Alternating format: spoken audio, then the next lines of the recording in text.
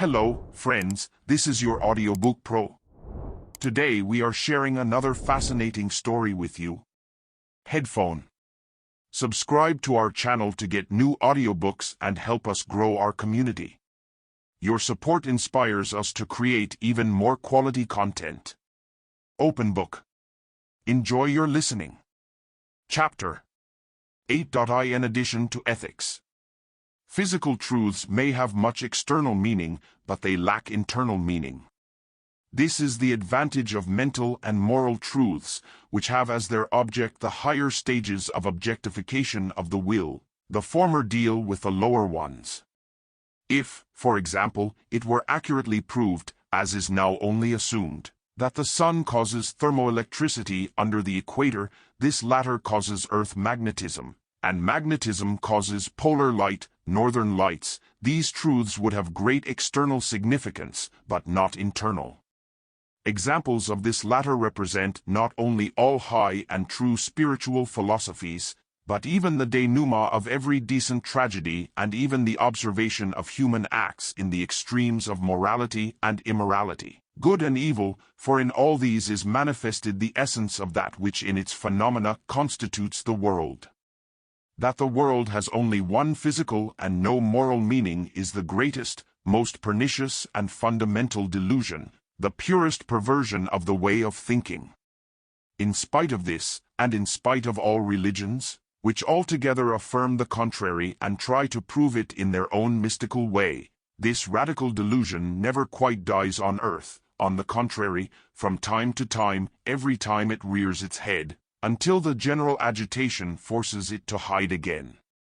However clear is our awareness of the moral significance of the world and life, the clarification of this significance, the unraveling and resolution of the contradictions between it and the course of the world present such difficulties, that I have found it my duty to set forth the present, the only true and pure, and therefore at all times and everywhere in force, foundations of morality and to indicate the goal to which they lead. And I am too confident in the faithfulness and validity of my statement of the moral process, to worry that my teaching may ever be superseded or supersed by another.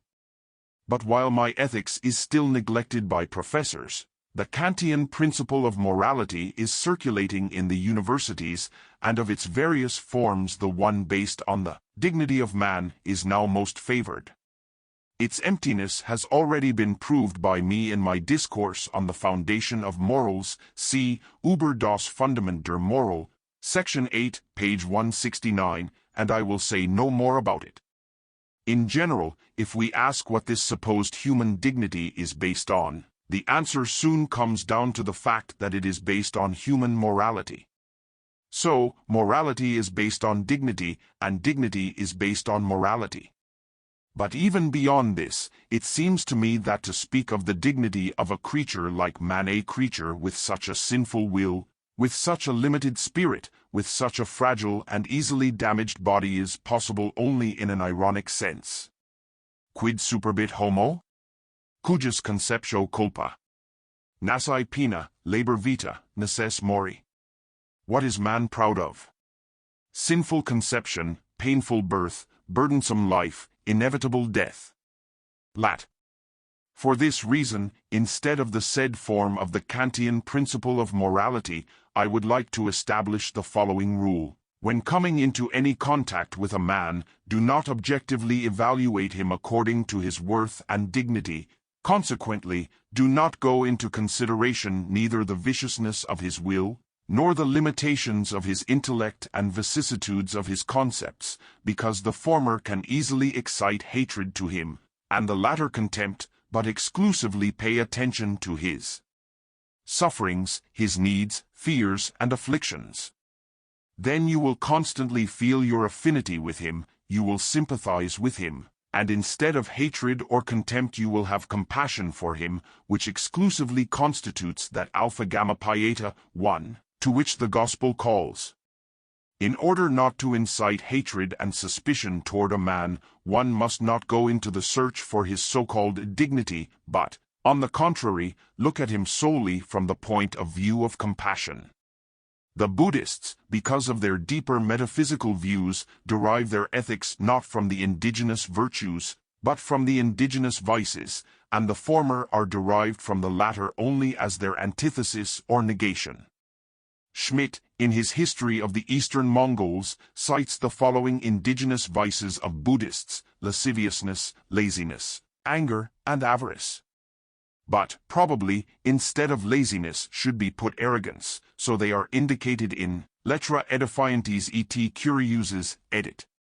Da 1819, Volume 6, page 362-2, where, however, another fifth vice, hatred, or envy, is given. Another proof of my correction of Schmidt's testimony is that it agrees with the teachings of the Sufis, 3, who undoubtedly were under the influence of Brahmanism and Buddhism. They put the same root vices and cite them very successfully in pairs, voluptuousness next to avarice, and anger with arrogance. See Tholix, Bluthensammlung aus der Morgenlandischen Mystik. Lust, anger, and avarice as radical vices are already found in the Bhagavad Gita 16:31, which testifies to the profound antiquity of the doctrine. Equally, in the philosophical and allegorical drama Prabodha Chandrodaya, which is of the utmost importance for the study of Vedanta philosophy, these three vices appear as the warlords of King Spite in his war against the King Razum. Opposed to these root vices are the root virtues, chastity and generosity, mercy and humility. Comparing these deeply thought-out, basic concepts of Eastern ethics with Plato's notorious, millennia-long repetition of the cardinal virtues of justice, courage, moderation, and wisdom, we find that these latter were chosen without a clear guiding idea, and therefore grasped in vain and even in part incorrectly. The virtues must be properties of the will. Wisdom belongs first and foremost to the intellect. The Greek word sophrosin, given by Cicero in Latin as temperantia, in Russian as temperance, is too vague and elastic an expression which can mean many things, such as deliberation, sobriety, common sense, and the like. Courage is not a virtue, though it is sometimes its servant or instrument, but it is just as ready to serve the greatest baseness. It is therefore a property of temperament. Already Julink's Ethica rejected Plato's indigenous virtues and put in their place the following: diligentia, diligence; obedientia, obedience; justitia, justice; humilitas, humility. This substitution is also obviously bad. The Chinese recognize the following five virtues: compassion, justice, courtesy or propriety, learning or wisdom, and sincerity. The point at which man's moral virtues and vices initially diverge is the opposition of his basic disposition toward others, which takes on the character of either envy or compassion. These two diametrically opposed properties are rooted in every man, stemming from the inevitable comparison of his own situation with that of others, and then, depending on how the result of this comparison affects his personal character, one or the other property forms the basis of his mood and becomes the source of his actions. It is envy that erects an impenetrable partition between you and I, and compassion that is thin and transparent, and sometimes even eliminates it altogether, with the distinction between I and not I disappearing. Courage, or rather its underlying courage, for courage is only courage in war, deserves to be examined in more detail. The ancients classified courage as a virtue and cowardice as a vice. This does not correspond to the spirit of Christianity, which aims at kindness and patience and forbids all hostility, in fact even all resistance. Therefore this view has no place anymore. Nevertheless, we must admit that cowardice seems to us incompatible with the noble character already because of the excessive care of the person, which hides behind this quality. Courage allows for such an explanation that man voluntarily faces the trouble he is facing at the present moment, in order to prevent even greater troubles rooted in the future, while cowardice does the opposite. So, the first has a tinge of patience, which consists in a clear awareness that in addition to the approaching misfortune there are still greater misfortunes, and that by assiduously avoiding and averting the first one, it is possible to attract the latter. As a consequence of this interpretation, courage is a kind of patience, and as it is this quality that makes us capable of overcoming ourselves and all kinds of hardships, through it courage is at least a kindred quality to virtue. But it may be interpreted even more loftily. All fear of death could exactly be explained by the lack of that natural and therefore only felt metaphysics, due to which man carries in himself the certainty that he as much exists in all and in everything as in his own person, the death of which therefore will hardly touch his true essence. On the contrary, then, heroic courage would stem precisely from this certainty, hence from the same source as the virtues of justice and humanity. Of course, this would mean going too far, but outside of this interpretation it is impossible to explain in a good way why cowardice is despicable and personal courage a noble and exalted quality, since from no other lower point of view it is impossible to see why an ultimate individual would not put everything else below his person, which is for him everything and even the basic condition of the existence of the rest of the world. Therefore, a quite immanent, and therefore purely empirical, explanation that might be based on the utility of courage is insufficient and untenable. It must be on this basis that Calderon once expressed a skeptical but remarkable opinion about courage, in fact, even denying its reality. He puts the following words into the mouth of an old and wise minister speaking to the young king. Que aunque el natural temor en todos obra igualmente. No mostrar es ser valiente. Y esto es lo que hace el valor. I.e., though natural fear acts on everyone in the same way, yet the brave one reveals it. That is what bravery is all about. La Hija del Air, 4. 2. Regarding the above-mentioned difference in the meaning of courage as a virtue among the ancient and new nations, it should be borne in mind that the ancients understood the word virtue, virtus, alpha rho epsilon tau, to mean any good quality, any praiseworthy quality in itself, whether moral, mental or even simply bodily, it was indifferent, all the same. But after Christianity has made morality the basis of the tendency of life, only moral advantages are understood by the word virtue. Meanwhile, this word in its ancient meaning was still used by the former Latinists and is also found in Italian, which is evident from the known meaning of the word virtuoso. This broader meaning of the virtue in the ancients must necessarily be drawn to the attention of students, so that they do not fall into misunderstanding. This also explains why the ethics of the ancients speak of such virtues and vices as we do not have. As bravery is among the virtues, in the same way stinginess can be questioned as a vice, if it is not mixed only with covetousness and selfishness. Therefore, having said all we can about stinginess, pro et contra, we leave it to anyone to pronounce whatever final verdict he wants. Not avarice is a vice, but its opposite is wastefulness. It stems from the bestial confinement to the limits of the present, which confinement cannot be influenced by the idea of the future alone. It is based on the delusion that sensual pleasures have a positive and real value. Hence, future deprivation and misery are the price at which the squanderer buys these empty, fleeting, and often merely ghostly pleasures, amusing his empty, senseless conceit with the low admiration of his secretly mocking parasites and the amazement of the crowd, and his jealousies at his luxury. For the sake of this one should run away from him as from the plague-stricken, and, having discovered his vice, to interrupt acquaintance with him in time, so as not to have to share the consequences of such a life, or to play the role of friends of Timon of Athens afterwards. Equally, he who thoughtlessly releases his own possessions cannot be expected to leave someone else's untouched, should they ever fall into his hands.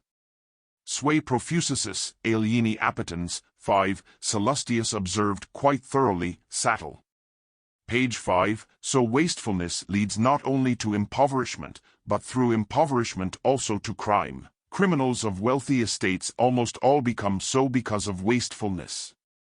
That is why the Quran rightly calls wasters brothers of Satan, Surah Mary 17:29. Stinginess has as its consequence abundance, and when is it undesirable? It must be a good vice if it has such good consequences.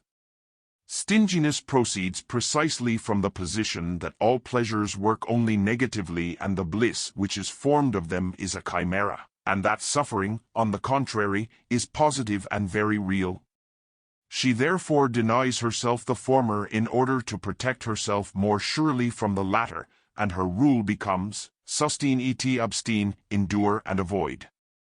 Further, since she knows how inexhaustible is the possibility of misfortune and how innumerable are the ways of danger, she also accumulates means against them in order to protect herself with a triple wall of protection. Who can indicate the limit beyond which the precaution in case of adversity becomes redundant and exaggerated? Only the one who would know where the guile of fate ends. And even if these precautions were exaggerated, by this delusion the miser harms only himself and no one else. If the treasures he has amassed are never useful to him, they will serve for the good of others, whom nature has wronged with providence. The fact that his money has so far been withdrawn from circulation does not involve any disadvantage. Because money is not an object of consumption, it serves only as a representative of the actual objects of consumption. Servants are, in essence, the same as accounting marks or tokens. It is not they have value, but that which they represent, and this he cannot withdraw from circulation. In addition, by withdrawing his money from circulation, the value of the others will rise to the same level as the amount he has stashed away. If it is said that some misers begin to love money directly for the sake of money itself, then just as some moths love the cost and tossing of money also for the sake of the same process. Friendship or kinship with misers, however, is not only safe, but even useful, as it can be associated with great benefits. At any rate, after his death, those close to him will reap the fruits of his self-control, but even while he is alive, in case of great distress, they can expect to get something from him, at least still more than from a burned-out, helpless and wallowing in debt profligate. Mas de el duro, que el desnudo, the hard-hearted will give more than the naked, says a Spanish proverb. In consequence of all this, stinginess is not a vice. It is the quintessence of vice. If physical pleasures lead a man astray from the true path, it is his animalism, his sensual nature that is to blame. Seduced by excitement, suppressed by impressions of the present, he acts thoughtlessly and recklessly. But when as a result of bodily infirmity or old age he will finally be left with those vices, which he himself could not leave, and his capacity for sensual pleasures will freeze, then, if he falls into avarice, spiritual greed overcomes carnal greed. Money as representatives, as an abstraction of all earthly goods, becomes a skinny trunk around which his frozen lusts cling as egoism in abstracto. They are reborn now in the love of mammon. Out of the volatile, sensual lust grows a deliberate, calculated greed for money, which, like its object, is of a symbolic nature and, like him, indestructible. It is a persistent and as if self-experiencing love of earthly pleasures, a perfect incorrigibility, a sublimated, overworked bodily lust, an abstract focus where all lust is concentrated, and to which it therefore refers as a general concept to a separate singular thing. In accordance with this, avarice is the vice of old age, as wastefulness is the vice of youth. The disputatio in utramque partem, 6, we have just given can lead us to Aristotelian morality, just milieu, 7. It is also favored by the following considerations. Every human perfection is related to some defect into which it may pass, but likewise, on the contrary, every defect corresponds to some perfection. Therefore, the delusion into which we sometimes fall in relation to any person is often based on the fact that at the beginning of acquaintance, we mix his shortcomings with his related perfections or vice versa. Therefore, the cautious person then appears to us as a coward, the thrifty as stingy or the wasteful as generous, rudeness as straightforwardness and frankness, impudence as noble self-confidence, etc. Whoever lives among men feels the temptation again and again to admit that moral depravity and mental incapacity are closely related, growing directly out of the same common root. That this, however, is not so, is thoroughly proved by me in Part 2 of my main work, ch. 19, Section 8. This delusion arises simply from the circumstance that they both are often found together, a circumstance which is fully explained by the fact that both are too often found in the world, so that it is not surprising if they sometimes have to live under the same roof. But one cannot deny, however, that they mutually support each other to their mutual benefit, which produces that deplorable spectacle which many people present, while the world goes on its own way. It is unreason that favors a clear manifestation of guile, meanness, and malice, while the mind knows how to hide them more skillfully. And how often, on the other hand, the perversity and depravity of the heart prevents a person from seeing truths that are quite within the power of his mind. But let no one be exalted. As every man, even the greatest genius, turns out to be resolutely stupid in a certain branch of knowledge and thus confirms his tribal means with the perverted and feisty human race, in the same way everyone has something morally bad in him, and even the most beautiful, noble character sometimes impresses us with some individual features of depravity, as if to recognize his kinship with the human race, among which all degrees of wickedness and even ferocity can be found. But precisely because of this very bad in him, because of this evil principle, he has to be human. On the same basis, the world in general is as it appears in my faithful mirror. Yet, however, the difference between people is immense, and one would be horrified to see the other as he really is. Oh, if the osmode of morals would make transparent not only the walls and roofs of houses to his beloved but also the veil of pretense, falsehood, hypocrisy, grimaces, lies and deceit over everything, and show him how little true honesty can be found in the world, and how frequently, even where one least expects it, dishonesty is secretly at the helm behind all the virtuous outward actions. That is why so many people prefer four-legged friends. Indeed, what would there be to rest on from human pretense, falsity and malevolence, if there were no dogs, into whose honest face one could look without mistrust? Our civilized world is nothing more than a vast masquerade. It has knights, clergy, soldiers, doctors, lawyers, priests, philosophers, and what not. But all of them are not what they represent. They are nothing more than mere masks under which the money-markers, Geldspekulanten, money-markers, hide. But in order to work his neighbor better, one puts on a mask of lawfulness which he has borrowed from his lawyer. Another for the same purpose hides behind a guise of common good and patriotism. Another again takes on a mask of religiosity and orthodoxy. Others, for various purposes, have put up masks of philosophy, philanthropy, etc. Women are given a narrower choice. They mostly have to be content with the masks of virtue, modesty, housekeeping, and modesty.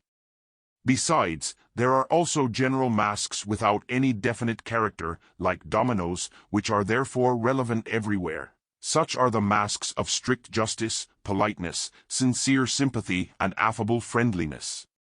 Beneath all these masks, as has already been said, are the most part of the most notorious industrialists, merchants, and speculators. In this respect, the only honest class is the merchants, because only they pretend to be what they are, but they are in a low rank. Happy is he who from his youth is made to believe that he is in a masquerade, for without this he could never understand or assimilate some things, and would stand before them as stunned, and especially he, cuix meliori luto dedit precordia titan. 8. Such, for example, is the favor which lowliness enjoys, the disdain with which men of the same profession surround even the rarest and greatest merit, the hatred of truth and great ability, the ignorance of scholars in their profession, etc. Thus, as a young man, he will already know that the fruits that are caught in this masquerade are made of wax, the flowers are made of silk, the fish are made of paper, and that everything, absolutely everything, is nonsense and fun, that, finally, of the two men who are talking so seriously, one offers counterfeit goods and the other pays with counterfeit coin. But more serious reflection awaits us, and even worse things are before us. Man is essentially a wild, horrible animal. We know him only in the tamed and domesticated state that is called civilization. Therefore we are horrified by the occasional explosions of his nature. But when and where the castles and chains of lawful order fall and anarchy sets in, that is what it is.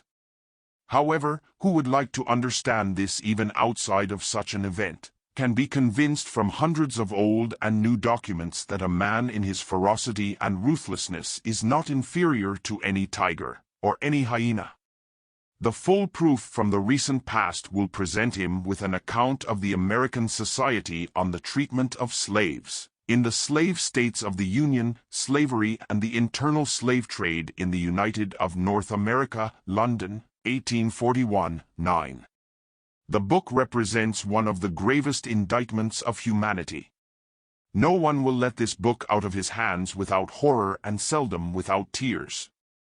For what the reader has ever heard, or imagined, or dreamed of the wretched condition of slaves, and of human callousness and cruelty in general, will all seem insignificant and poor when he reads how these devils in human form, these pious, godly, strict Sabbath-keeping scoundrels, and among them also English priests, treated their black brothers, whom they by iniquity and force seized into their damnable clutches. This book, consisting of dry but authentic and attested testimony, outrages every human feeling to such an extent, that it is a hoot to preach a crusade to curb and punish the slave states of America with it in hand, for they are a shameful stain on all mankind. Another example from the present, since for others the past is unprovable, is the description of how Peruvian officers treat their soldiers, in Scudi's Risen in Peru, 1846. But we need not go to the New World for examples. As recently as 1848 it was discovered that in England, not once but hundreds of times in a short space of time, spouses either poisoned each other or poisoned children together, slowly torturing them sometimes to death by starvation or neglect, only to obtain from burial clubs the funeral expenses they had been provided for in case of death, for which purpose they insured the child in several, sometimes 20, similar societies at once. About this we may consult the Times, 1848, September 20, 22, and 23, which in view of this fact insists on the necessity of closing burial societies. The same charge is most emphatically repeated from December 12, 1853. Certainly, evidence of this kind constitutes the darkest pages in the criminal acts of mankind. But the source of this and all such is the inner, inborn nature of man, that pantheistic deity. In every human being, first of all, a colossal egoism nests, and it easily oversteps the boundaries of law, as evidenced in the minutiae of everyday life, and on a larger scale in every page of history. Is it not already the basis of the generally recognized necessity of the European balance, so carefully guarded, to recognize and confess the fact that man is a predatory animal which will surely attack the weakest one that comes its way? And don't we see the daily proof of this fact in small things? But to the boundless egoism of our nature there is also a more or less existing stock of hatred, anger, envy, bile and anger in every human being, accumulating like poison in the hole of a serpent's tooth, and waiting only for the chance to break loose so as to rage and rage like a demon that is off his chain. If there is no good pretext for this, the man will finally take advantage of the most insignificant, inflating it with his imagination, quantiloquunc adeo est occasion, sufficit ire, 11, and will then please himself as much as possible and as much as he wants. All this we see in ordinary life, in which such outbursts are known by the name of pouring out bile on something, or tearing down the heart. It may also be noticed that if only these outbursts meet no resistance, the subject feels a positive relief after them. That anger is not without some pleasure was observed by Aristotle, Ret. I. 11:11:2, pointing to Homer, who in one place said that anger is sweeter than honey. But not only anger, but even hatred, which relates to the former as a chronic disease to an acute one, is betrayed by man con amore. 12. Now hatred is by far the longest pleasure. Men love in haste, but they detest at leisure.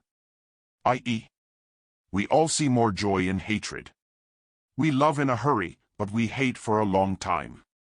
Says Byron in Don Juan, D.J. c. 13:6. Gobineau. Des races humaines, 13, called man l'animal méchant par excellence, which people did not like, they felt offended. But he was right. Man is the only animal that causes suffering to others for no further purpose than this. Other animals never do so except to satisfy mere hunger or in the heat of a struggle. If the tiger is reproached for killing more than it devours, yet it strangles everyone with the sole intention of devouring them, and this is simply because, as the French expression says, ses you sont plus grands que son estomac, his eyes are bigger than his stomach. No animal ever tortures just to torment, but man does, which is the satanic trait of his character, which is much more evil than mere beastliness. We have pointed out the large implications of this circumstance, but it is also noticeable in the little things, which everyone can verify by ordinary occurrences. For example, what a pleasant and peaceful sight is presented by two young dogs playing, but here comes a 3 to 4 year old child. He immediately, almost certainly, grabs them with his whip or stick and proves that he is already and now l'animal méchant par excellence. Even the so common idle teasing and banter also comes from that source. For example, it is only necessary to express your annoyance at some nuisance or some other unpleasantness, and there will probably be people who will repeat the nuisance to you precisely for this reason, animal méchant par excellence. It is so true that one should beware of expressing one's displeasure in public, as well as, on the contrary, one's pleasure over some trifle. For in the latter case they would be like the jailer who, on hearing that his prisoner had tamed a spider and was amusing himself with it, immediately crushed the spider, l'animal méchant par excellence. This is why all beasts are instinctively afraid of seeing, even a trace of a man, this animal méchant par excellence. Even here instinct does not deceive, for one man hunts for such a game, which does him no harm or good. So there is indeed a wild beast in everyone's heart, waiting only for an opportunity to roar and rage with the intention of hurting or destroying others if they cross his path. This is precisely what the passion for struggle and war springs from, precisely what sets its companion, the consciousness, to work constantly to restrain it within certain limits. This could in any case be called radical evil, which would please at least those for whom the word takes the place of explanation. But I say, it is the will, the desire for life, der Will zum Leben, which, being more and more embittered by a constant suffering existence, tries to alleviate its own torment by inflicting it on others. But in this way it gradually develops into true malice and cruelty. To this we may also remark that just as matter, following the doctrine of Kant, exists because of the opposition of two forces, expansion and contraction, so precisely human society is based on the opposition between hatred or anger and fear. For the hatred of our nature could easily one day make a murderer out of everyone, if it had not been invested with a proper dose of fear to keep within certain limits, and again, fear alone would make everyone a victim of ridicule and the plaything of every boy, if only anger were not constantly at the ready and on guard in man. But the worst feature of human nature still remains gloating, which is closely related to cruelty and differs from the latter only as theory from practice. In general, it appears where compassion should find its place, which as the opposite of the first is the real source of true justice and love of mankind. In another sense, the opposite of compassion represents envy, precisely because it is caused by the opposite cause. Consequently, its opposition to compassion is first of all based on reason, and only because of this latter it also manifests itself in feeling. Therefore, envy, though reprehensible, allows for an apology: I am generally human, whereas schadenfreude is something satanic and its sneer is the glee of hell. It is said to manifest just where compassion should be given room.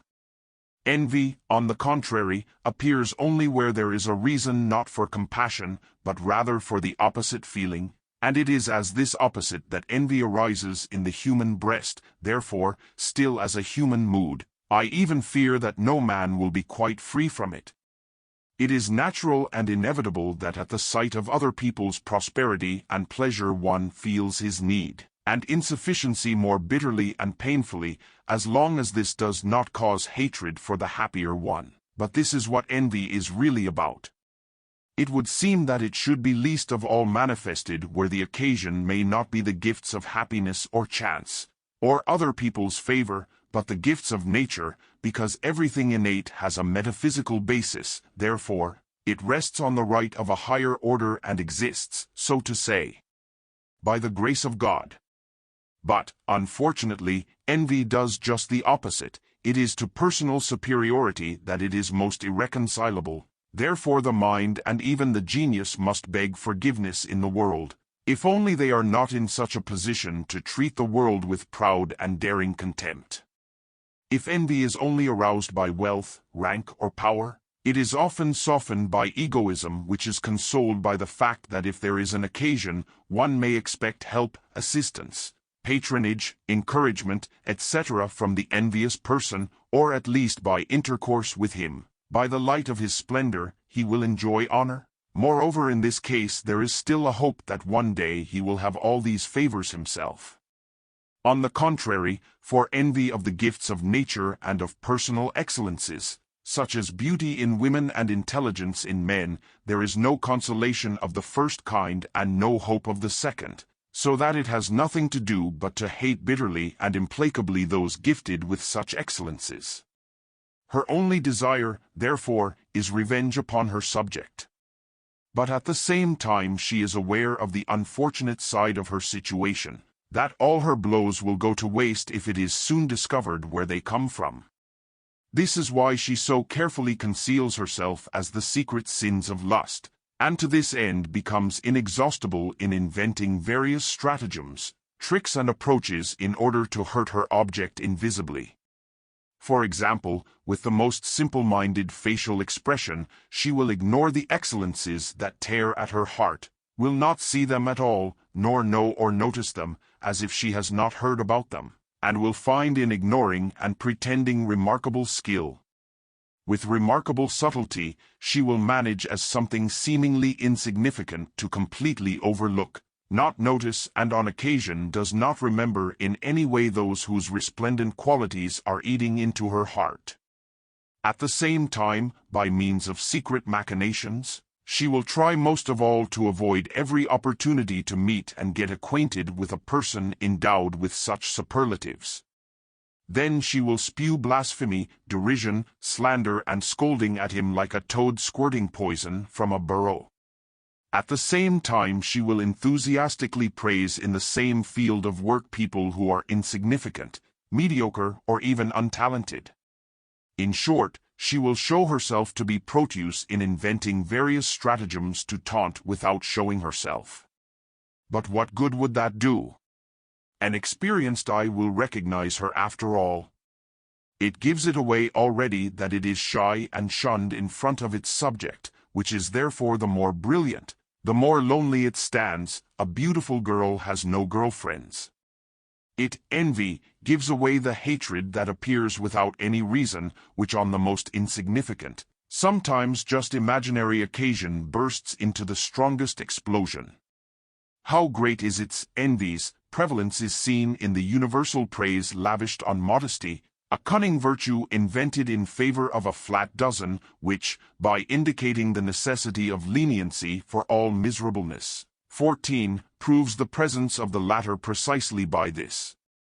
Of course, nothing can be so flattering to our ego and pride as envy lurking in its hiding place and preparing its machinations.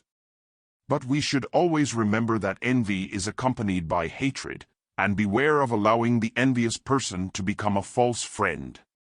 Therefore, revealing him is very important for our safety. He should be studied and his plans should be prevented, because he will be found everywhere, walking at all times incognito or, like a poisonous toad, lurking somewhere in a dark place. He deserves neither leniency nor compassion. Concerning him the following rule should be observed. Den nade worst nimmer du versenen.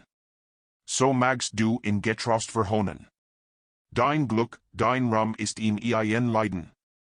Magst drum and seiner qua. Dike waden. Te. You will not make envy reconcile? So you can make fun of her. Your success poisons her life. Laugh at her torment.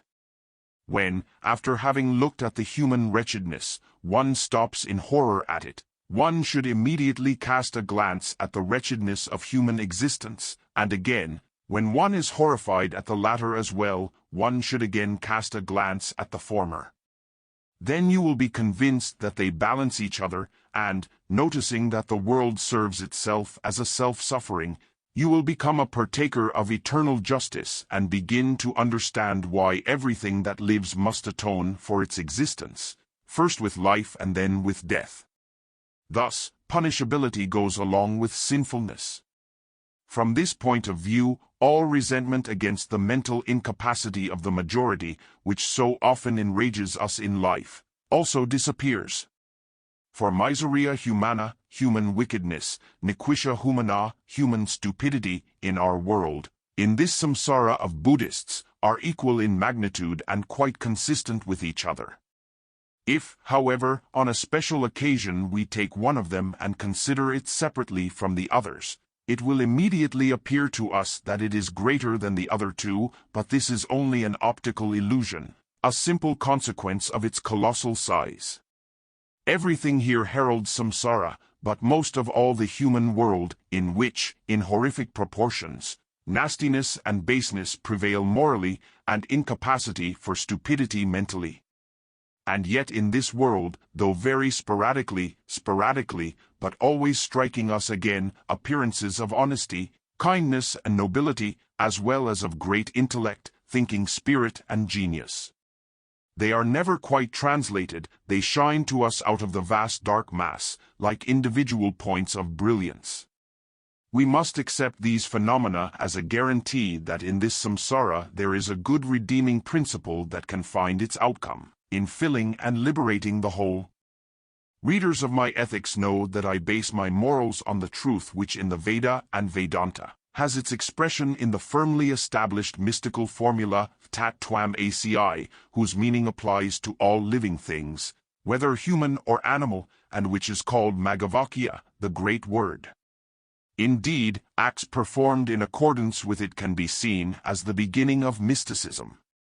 Every good deed done with pure intention testifies that the one who does it recognizes his identity, with an alien individual in direct contradiction to the world of phenomena, where he exists completely isolated from it.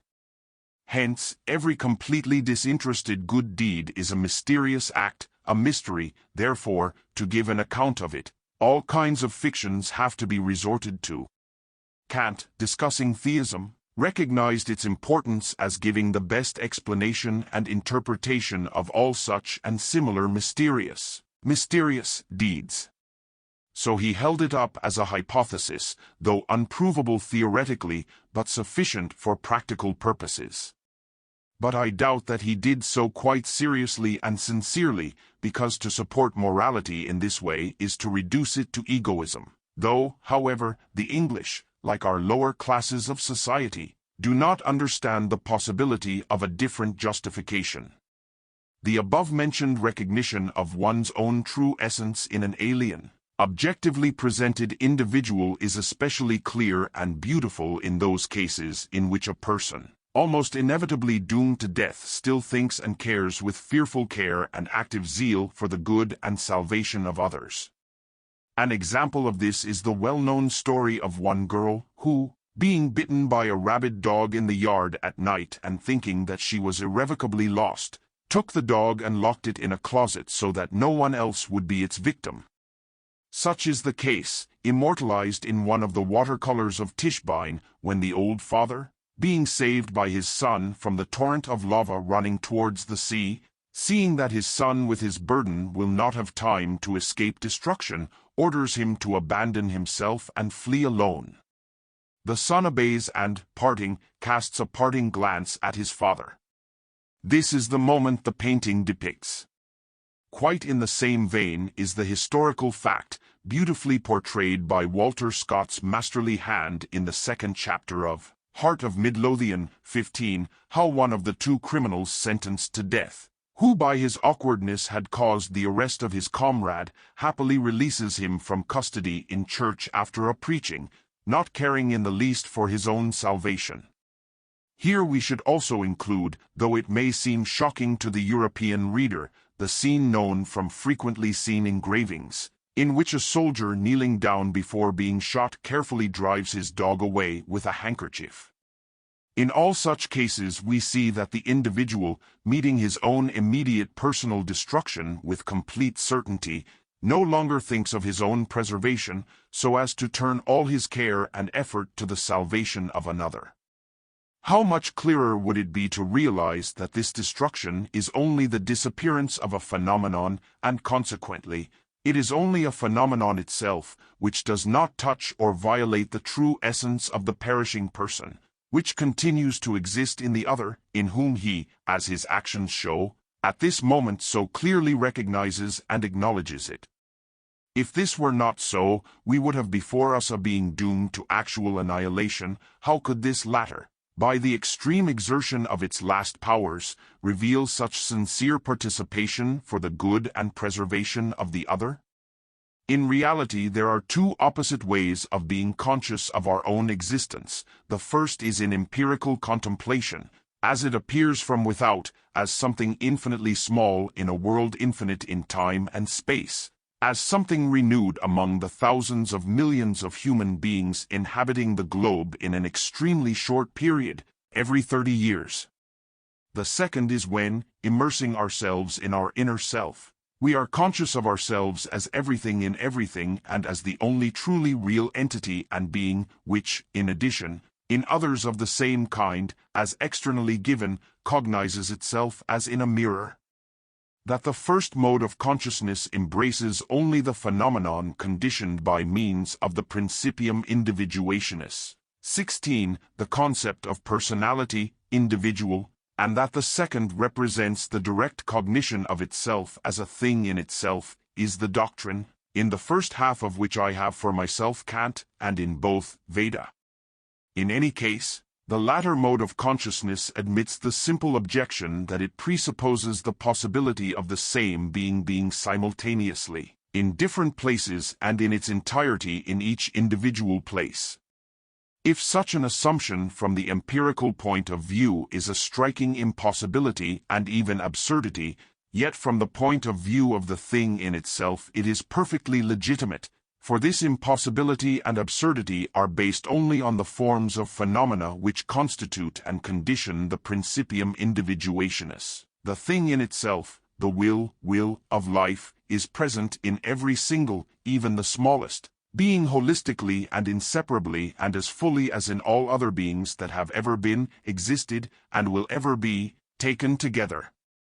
On the same basis, every being, even the smallest one, has the right to say to himself, Dum ego salvus sim, perit mindus, let the world perish, so long as I remain. And indeed, if all other beings were to perish, in this one, the survivor, all the essence of the world in itself would still continue to exist undisturbed and undiminished. This, of course, is an argument per impossible, 17, to which we can just as rightly oppose that if any, even the most insignificant being were completely destroyed, the whole world would perish in it and with it. To clarify this truth, or at least the possibility of the existence of our own self in other beings whose consciousness is separate and distinct from our own, from an empirical point of view, let us recall only the magnetized sleepwalkers whose identical self, after waking up, knows nothing of what it has said, done, or felt a moment before. Consequently, individual consciousness is such a phenomenal point that even in the same self two consciousnesses, unknown to each other, can arise.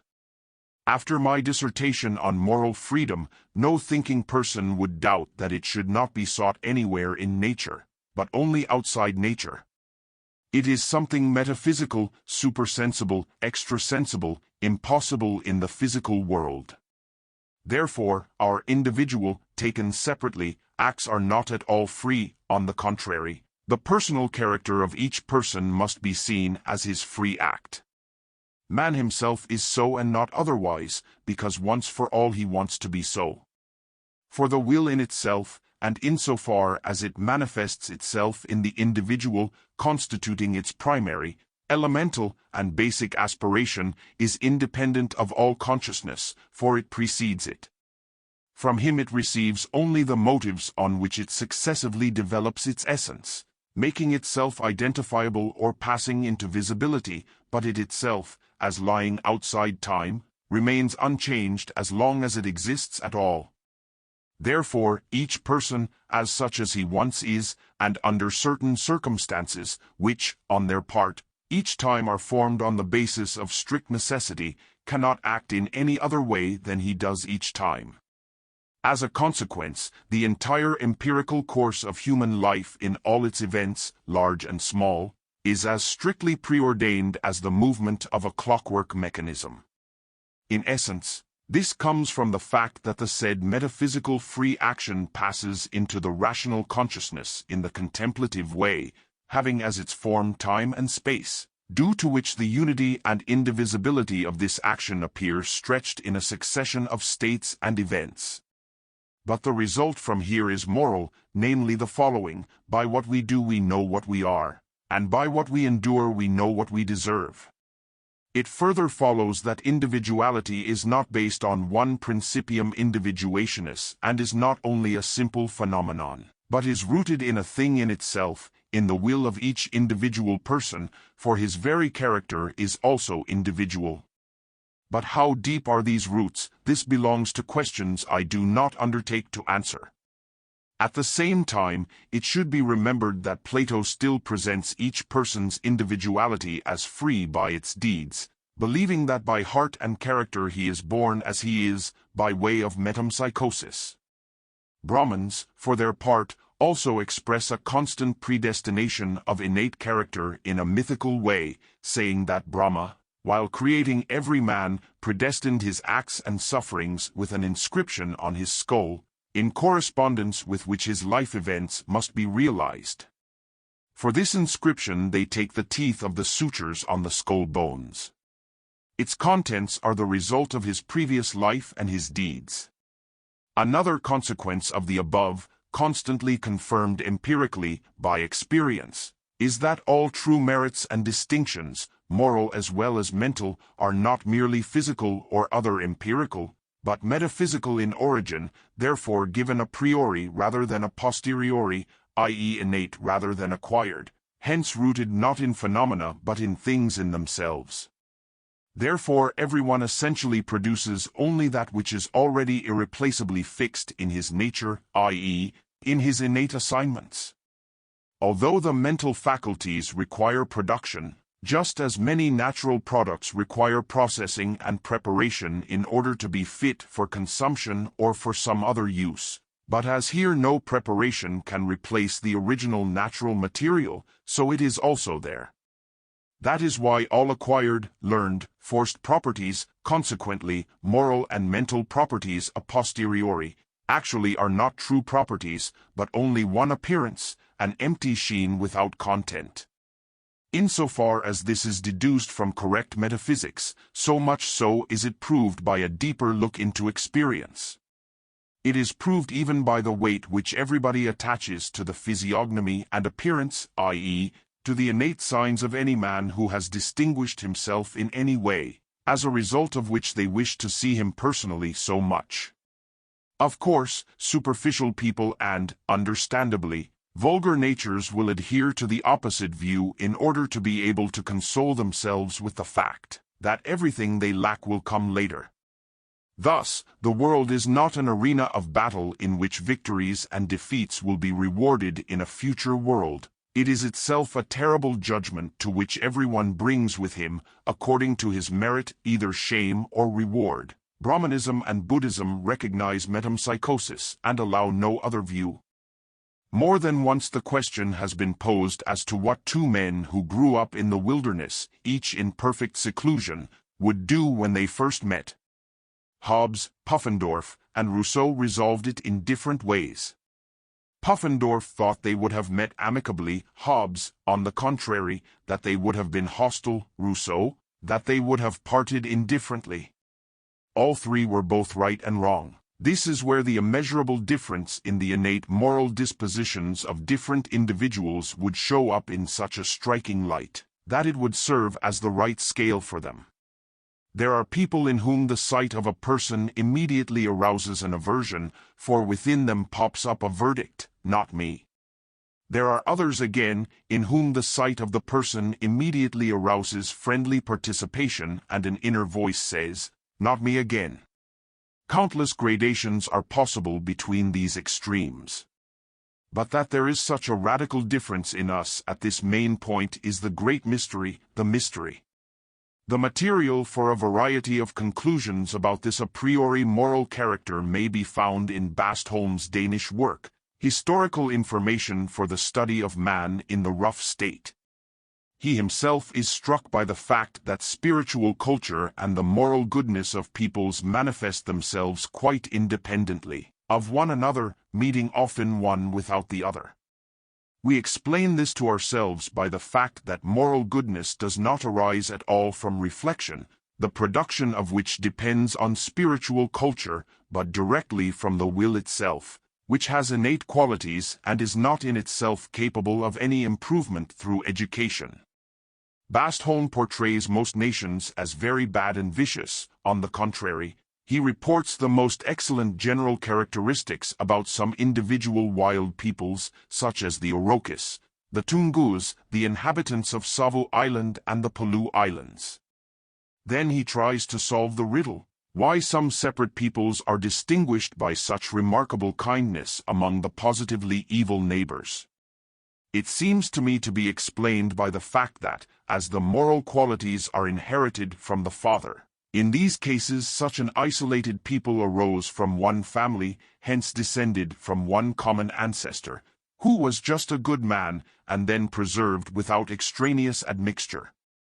After all, the English reminded the North Americans, on some unpleasant occasions, such as robbery, refusal to pay public debts, etc., that they were descended from an English renegade colony, although this can only apply to a small part of the Americans. It is amazing how each person's individuality, i.e., such a certain character with such a certain intellect, like a caustic staining substance, marks and precisely determines all the actions and thoughts of a person down to the most insignificant, as a result of which the entire life course, i.e., the external and internal history, of one is basically different from another. As a botanist by one leaf determines the whole plant, as Cuvier based on one bone outlines the whole structure of an animal, so exactly by one characteristic act of a man one can get a correct idea about his character and map out his structure, even if this act concerns some trifle. In the latter case, it is often even easier, because in important cases, people are on the alert, and in trifles, not thinking long, follow the directions of their nature. That is why Seneca's saying is so true, argumentumorem ex minimis quoque licet capra, 18. If anyone shows by his shameless, selfish behavior in little things that justice is alien to his heart, he should not be trusted with a single penny without the proper guarantee. For who will believe that he, who in all other non-property matters daily reveals his injustice, and whose boundless selfishness peeps through in the petty, unaccountable acts of public life like dirty laundry from the rips in a torn dress, who will believe that such a man would be honest in property matters for any other motive than justice? He who is shameless, unceremonious in trifles will prove to be a dishonest scoundrel in big affairs.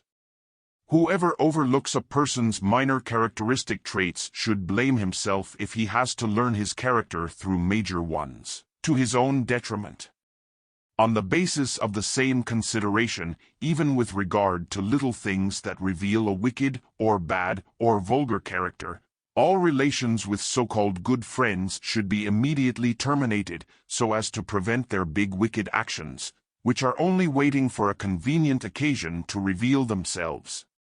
This also applies to servants. Always remember, better alone than among traitors.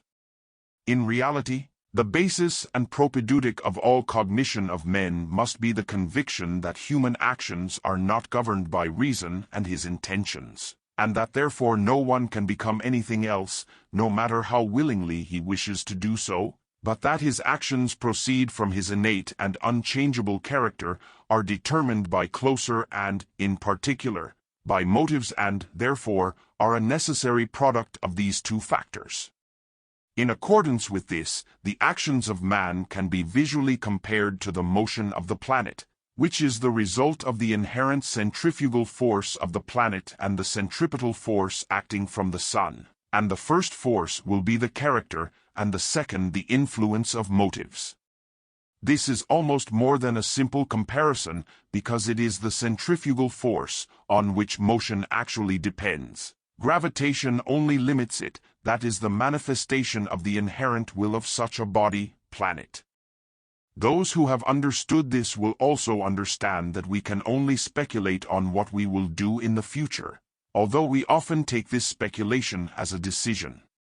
If, for example, a person, because of an offer, has made an extremely sincere and even very willing commitment, when circumstances still lie in the future, to do this and that, this is not yet a guarantee that he will certainly fulfill the commitment, unless he will be so arranged that the promise he has made in itself and as such serves for him always and everywhere as a sufficient motive, acting on him through a reminder of his honor as an extraneous compulsion. But in addition, what he will do when those circumstances arise can be predetermined with complete certainty solely on the basis of an exact and correct understanding of his character and the external circumstances under which he will then be placed. This is even very easy, if we have already seen him once under the same circumstances. For the second time he will steadily do the same, assuming that he has already correctly and thoroughly understood the situation the first time, because, as I have repeatedly remarked, causa finalis non movit secundum sum esse real, sed secundum esse cognitum, 19. Suarez. DISP, Metaphor XEI Sector 7 and 8. What exactly he did not recognize or understand at the first time could not act on his will, all the same as an electric current stops if any isolated body interrupts the action of a conductor. The immutability of character and the consequent necessity of the actions is remarkably clearly imprinted on the one who in any case did not act as he should have, whether by omission to show determination or firmness or courage or any other quality required by the moment. He understands and sincerely repents that he has done wrong, and thinks, yes, if the same thing happens to me again, I will do something else. But here again the same occasion is presented, and he does the same thing again, to his amazement, cf. Welt als will und Vorstellung, 20. 2, p. 226 et al. The best explanation of the truth we are discussing is found in Shakespeare's dramas in general. For he was imbued with this truth, and his intuitive wisdom expresses it in concreto on every page.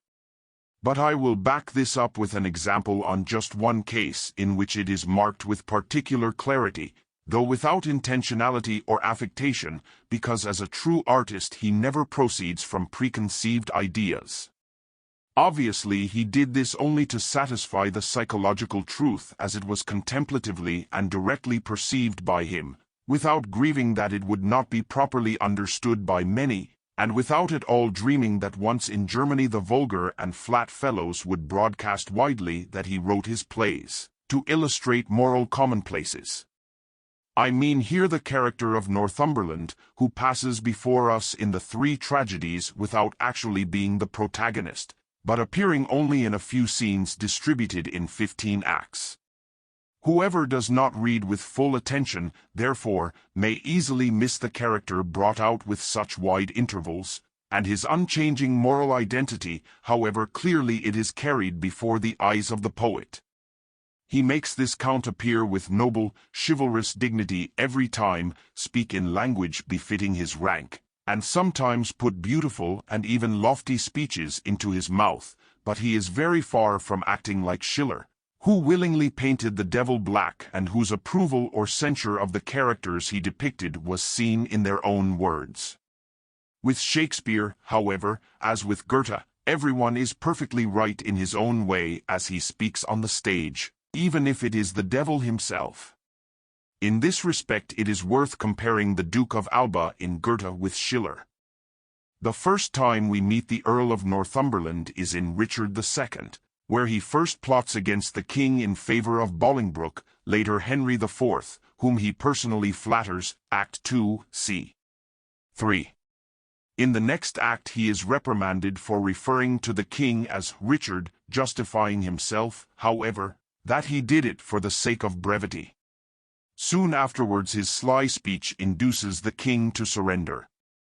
In the next act, in the act of abdication, he treats the king with such cruelty and impertinence that the unhappy, dejected monarch, finally losing patience, exclaims, "Damn, you torture me before I go to hell." At the end of the act, he reports to the new king that the severed heads of the former king's adherents have been sent by him to London.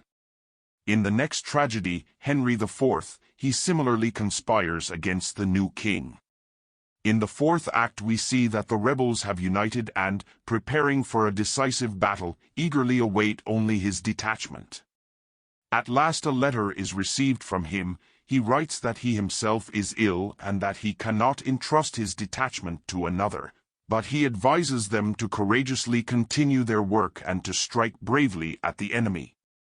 They do so, but, weakened by the absence of his detachment, are utterly defeated. Most of the leaders are captured, and his own son, the courageous Gotspur, falls at the hands of the crown prince. In the next tragedy, in the second part of Henry IV, we again see him in a terrible rage over the death of his son, thirsting for revenge. Again he revolts, again the rebellious leaders gather.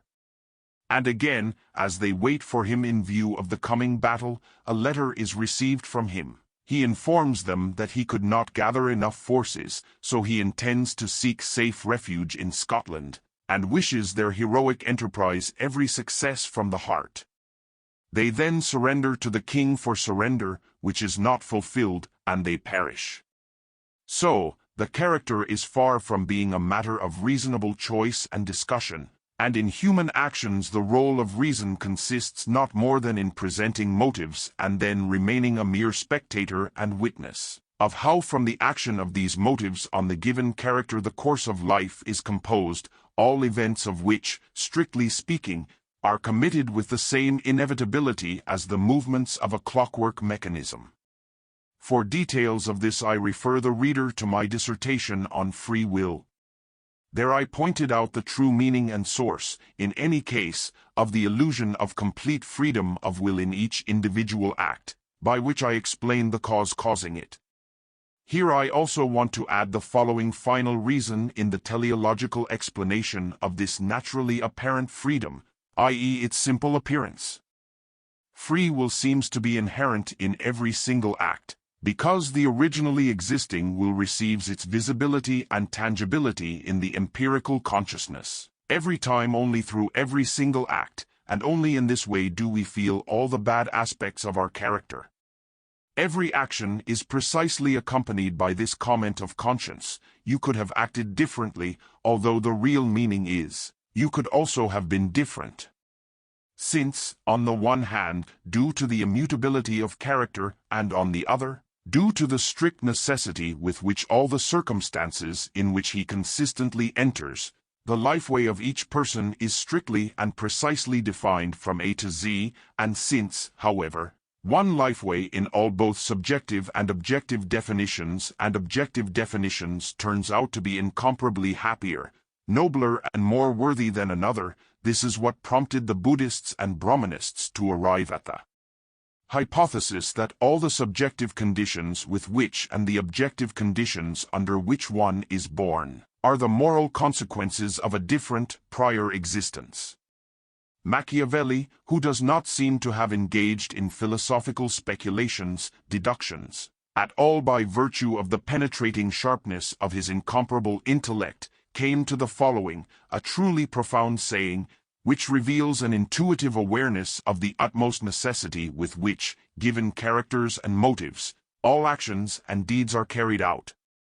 He begins the prologue to his comedy Cliché, 21, with this saying, Se nel mondo tornassimo medesimi uomini, cum tornano I medesimi cosi, non passerebono mai 100 anni, che emo non si trovassimo un'altra volta insieme, affair I medesime cose, che ora. If the same people returned to the world and the same cases were repeated, not even a century would pass before we would be together again, doing again the same things we are now.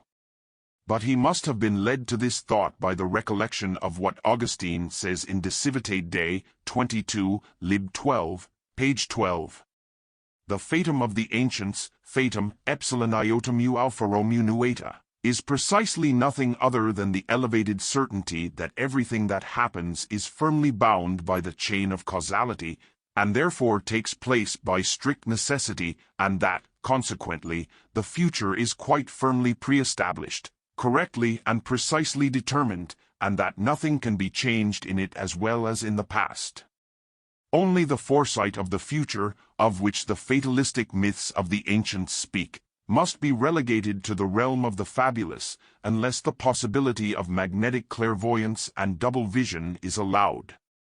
Instead of trying to escape from the basic truth of fatalism with idle chatter and ridiculous twists and turns, we should try to clearly know and understand it, as it is a provable truth that is an important datum for understanding our enigmatic existence. Predestination and fatalism differ not in the essentials, but only in the fact that the given character and the externally imposed definition of human acts come in the first case from a conscious and in the second from an unconscious essence. As a result, they converge. What must happen happens.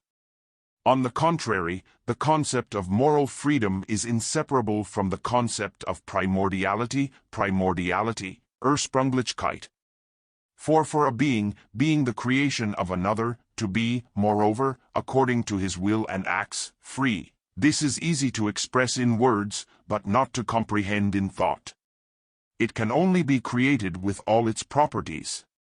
But from these very properties all manifestations and actions, which are precisely the properties given in the course, requiring only an external occasion to appear, must follow.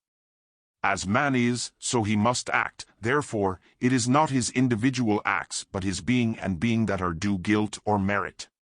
For this reason theism is incompatible with the moral responsibility, sane, of man, and vain attempts have been made to connect them by means of the notion of the moral freedom of man.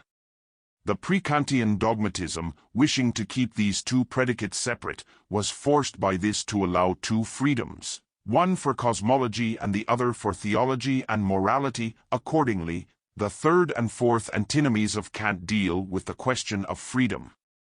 What kind of influence a moral precept may have on deeds, as well as its limits, have been discussed in detail by me in section 20 of my Discourse on the Foundations of Morals. In essence, the same is true of the example, the only difference being that its influence is more powerful than that of the precept, which is why it deserves to be analyzed briefly. An example, first of all, acts either in a restraining or in an encouraging way. In the first case, it induces the person to refuse to do what he would willingly do. He precisely sees that others do not do it, from which he draws the general conclusion that it is unsuitable, i.e., that it may harm either his person or property or honor. He abstains and willingly shirks his own experience. Or he observes that the one who does it brings bad consequences upon himself. This will be a frightening example. On the contrary, an encouraging example works in two ways. Either it induces a person to do something from which he would willingly refuse, but is afraid that by refusing to do so he will bring danger upon himself or damage himself in the opinion of others, or the example entices him to do something which he would willingly do even without that, but hitherto has omitted it only for fear, shame, or danger. It is an enticing example. Finally, another example may lead one to do something that otherwise would not have occurred to the person. Obviously, in this last case, the example acts primarily on the intellect. Its effect on the will be secondary, and if found, then by one's own judgment or trust in the one who sets the example. The cumulative, very strong influence of example is based on the fact that people in general and in the commonwealth have too little capacity for right judgment, and often too little knowledge to make their own way, so they willingly follow the footsteps of others. The less a person satisfies both of these conditions, the more he succumbs to the influence of example. Accordingly, the foreign example is the guiding star of most people, and all their deeds and occupations are reduced to mere imitation. Imitation, custom, and habit are the main springs of most human affairs, and seldom anyone acts according to his own reason and opinion. The reason for this is the fear of all thought and reflection and a just distrust of one's own judgment and opinion. At the same time, this striking propensity to imitation also points to the kinship of man with the monkey. However, the image and degree of influence of the example is determined by the character of each person. Therefore, the same example works on some seductive, and on others, frightening, repulsive way. An easy case of observing and noticing this are some bad social habits and manners that did not exist before, but gradually invaded society. The first time one sees them, one will think, "Fie! How can that be? How selfish, how inconsiderate! God forbid that I should do anything like that."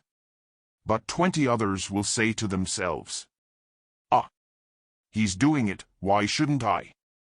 In the moral sense, example as well as precept, although they may contribute to civil or legal improvement, they do not contribute to internal improvement, which is moral in and of itself. For example always acts only as a personal motive, hence under the condition of susceptibility to this kind of motive. But it is precisely to what kind of motives a person has a preferential susceptibility that the true and essential, and, however, always only innate, morality of that person is decisive. Generally speaking, example acts as a provocative means for the manifestation of bad or good character traits, but it does not create them. Hence Seneca's dictum, vel non deciter, 23, applies here as well. The innateness of all true and present moral qualities is what caused Buddhism and Brahmanism to teach about the transmigration of souls, according to which man's good and bad deeds haunt him like shadows from one existence to another. Chapter 12, To the Doctrine of the Sufferings of the World. If the immediate purpose of our life is not suffering, then our existence is a most pointless and impractical phenomenon. For it is absurd to assume that the endless suffering, arising from the essential needs of life, with which the world is overflowing, is purposeless and purely accidental. Although each individual misfortune seems to be the exception, misfortune in general is the rule. As a stream does not form a whirlpool until it meets obstacles, in the same way we, by the properties of human and animal nature, do not notice and do not go into everything that is done according to our will. In order to pay our attention, it is necessary that the circumstances should not happen according to our will, but that they should encounter some obstacle.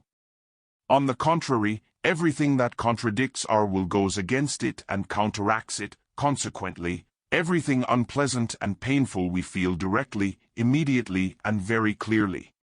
Just as we do not feel the general health of our whole body, but only the tiny spot where our boot stings, so precisely we do not think of the sum of things going quite well, but of some insignificant trifle that has annoyed us.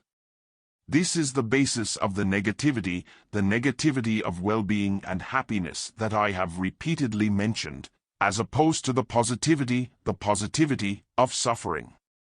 For this reason I know of no greater absurdity than the desire of most metaphysical systems to present evil as something negative, whereas it is just something positive, making itself felt. Leibniz is especially strong in this, who tries to strengthen the case, Theod. 24. Section 152, with obvious and pathetic sophisms. On the contrary, negatively good, i.e., all happiness and all satisfaction as the mere cessation of desire and the end of any torment. It is also consistent with the fact that we usually find joy far below and suffering far above our expectations. Whoever wants to briefly believe the claim that pleasure is greater than, or at least equal to, suffering, let him compare the sensations of the two animals, the devourer and the devoured. The most real consolation in every misery and in every suffering is to contemplate people who are even more miserable than we are, and this is available to everyone. But what good is it really? We are like lambs frolicking in the meadow while the butcher chooses one or the other with his eyes, for in our happy days we do not know what misfortune fate has in store for us: sickness, persecution, impoverishment, mutilation, blindness, madness, etc. Everything we take on resists, for everything has a will of its own that must be overcome. History, in depicting the life of nations, tells us nothing but wars and turmoil. The peaceful years slip by occasionally as brief pauses, as intermissions. In the same way, the life of every individual is an incessant struggle, not only in the figurative sense, with need or with boredom, but also in the direct sense, with other people. He encounters enemies everywhere, spends his life in continuous struggle, and dies with a weapon in his hands. The tortuousness of our existence is also contributed to by the fact that time constantly oppresses us, does not let us take a breath, and stands behind everyone like a torturer with a whip. It only leaves in peace those whom it has handed over to boredom.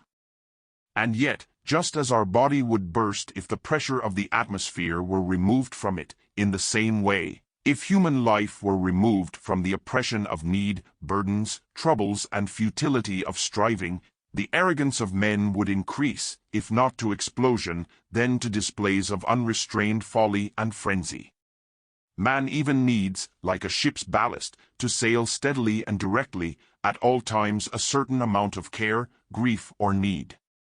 Work, worry, labor, and need are in any case the share of almost all people during all life, but if all desires were fulfilled as soon as they arise, what then would fill human life, what would kill time?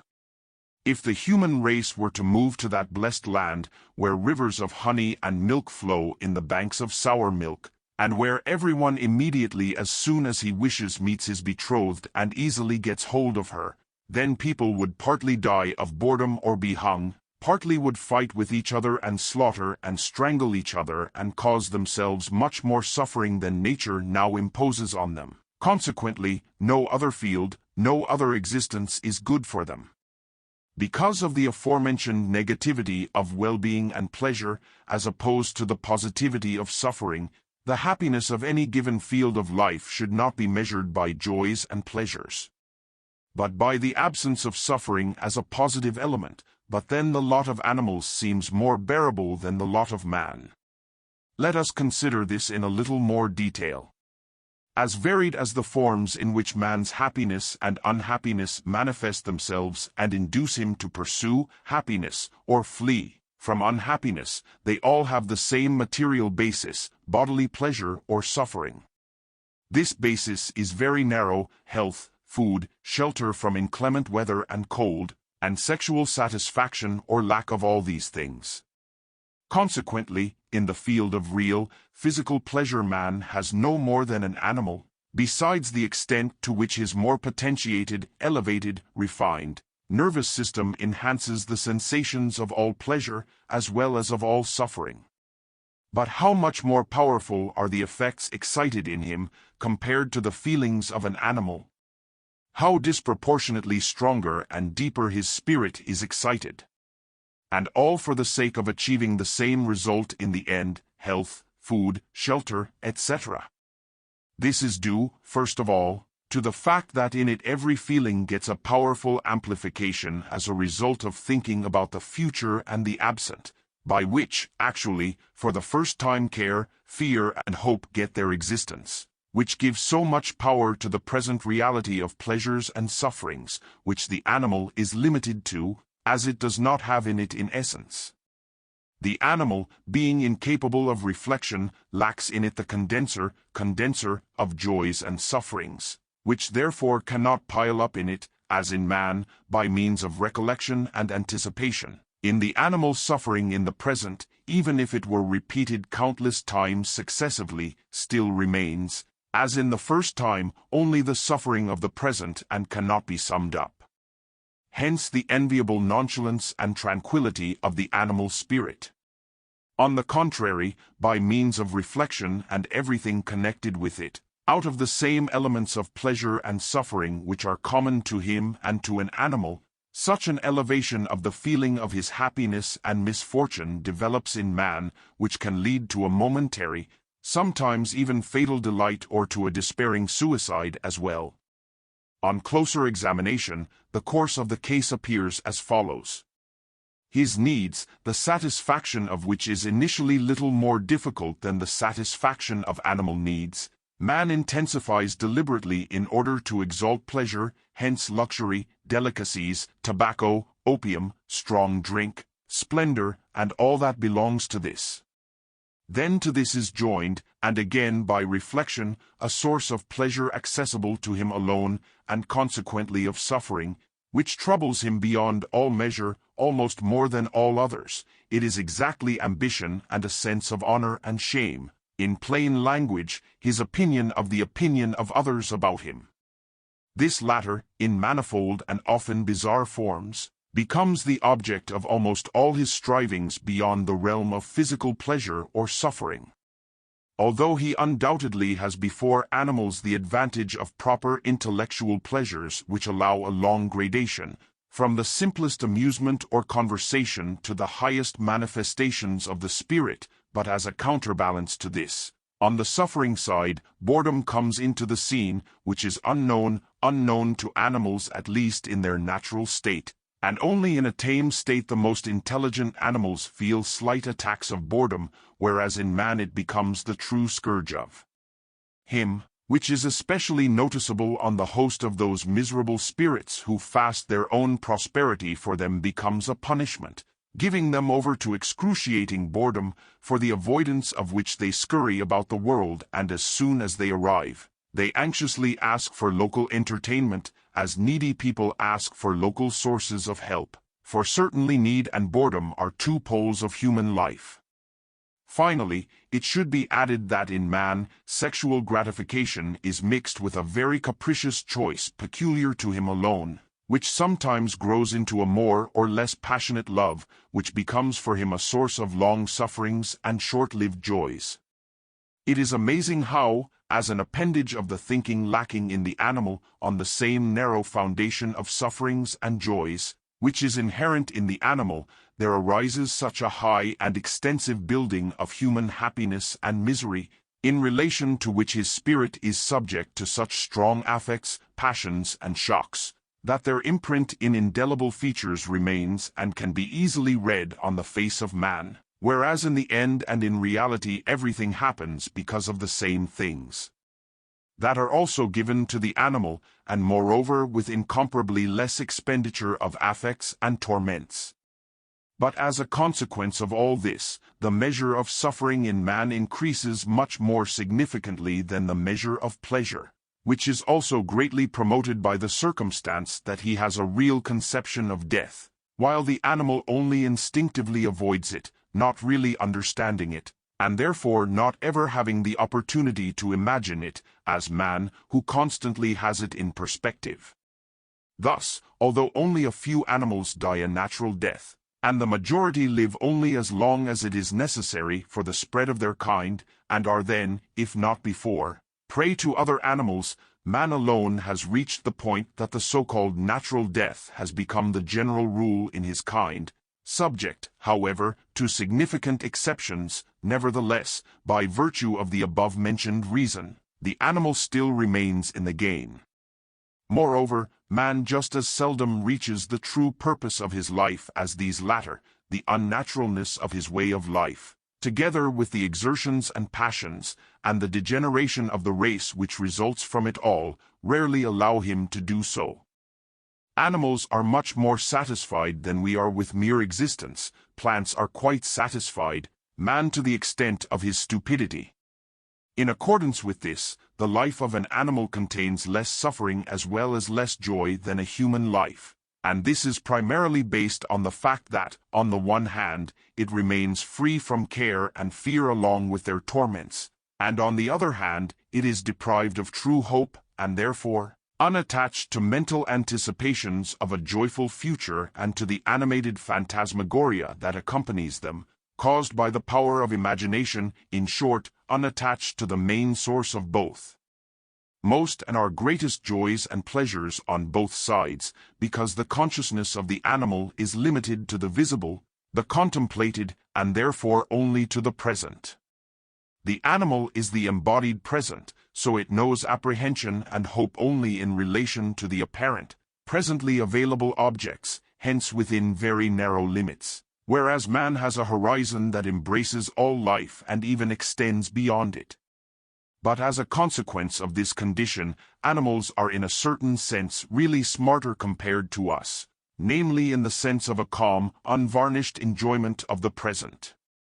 The distinct tranquility of their spirit, which is inherent in them, often shames our unsatisfied state, overshadowed by thoughts and cares.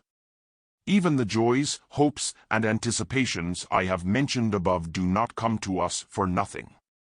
Exactly what man has enjoyed in advance through the hope and expectation of some satisfaction or pleasure is subsequently subtracted, as taken away from the actual enjoyment, for then the very thing is just that much less satisfying to man. The animal, on the contrary, remains free both from pre-satisfaction and from these deductions from pleasure, and therefore enjoys the present and the real holistically and undisturbed. Likewise, adversity oppresses them only with its own real and intrinsic gravity, whereas with us fear and anticipation often increase this gravity. It is this inherent ability of animals, so to speak, to completely dissolve into the present, that contributes much to the joy that our pets bring us. They are a personification of the present and help us to feel in a certain way the true value of every unimpaired and unmarred present hour, while our thoughts mostly drift away and leave it unattended. But this property of animals, to be more content and satisfied with one simple existence than we are, is abused by selfish and heartless man and is often used to the extent that it leaves them with nothing, absolutely nothing, except a simple, cold existence. The bird, which is arranged to fly halfway around the world, he keeps in the space of 1 cubic foot, where it screams and slowly languishes waiting to die, for elucello nella gabbia canta non di piacere, ma di rabbia. 25, and he puts his most loyal friend, that so intelligent dog, on a chain. I can never see such a dog without a sincere compassion for it and a deep indignation against its master, and I remember with pleasure the case told in the Times, how a lord, who had a large chain dog, wanted to pet it, and how it tore his whole arm from top to bottom. And it paid off. She wanted to say, "You are not my master, but the devil, who has made my brief existence a living hell." Let the same thing happen to all those who keep dogs on chains. Keeping birds in cages is also torture.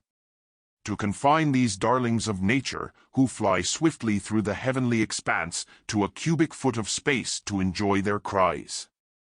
Since it appears from the preceding that human life is made more distressing than that of the animal, because of a more developed power of cognition, we can bring this under more general laws and acquire the more expansive outlook. Cognition, understanding, is itself painless and not subject to suffering. Pain, suffering, affects only the will, 26, and is caused by disturbances, obstacles, and collisions, and yet it is necessary that these disturbances be accompanied by cognition.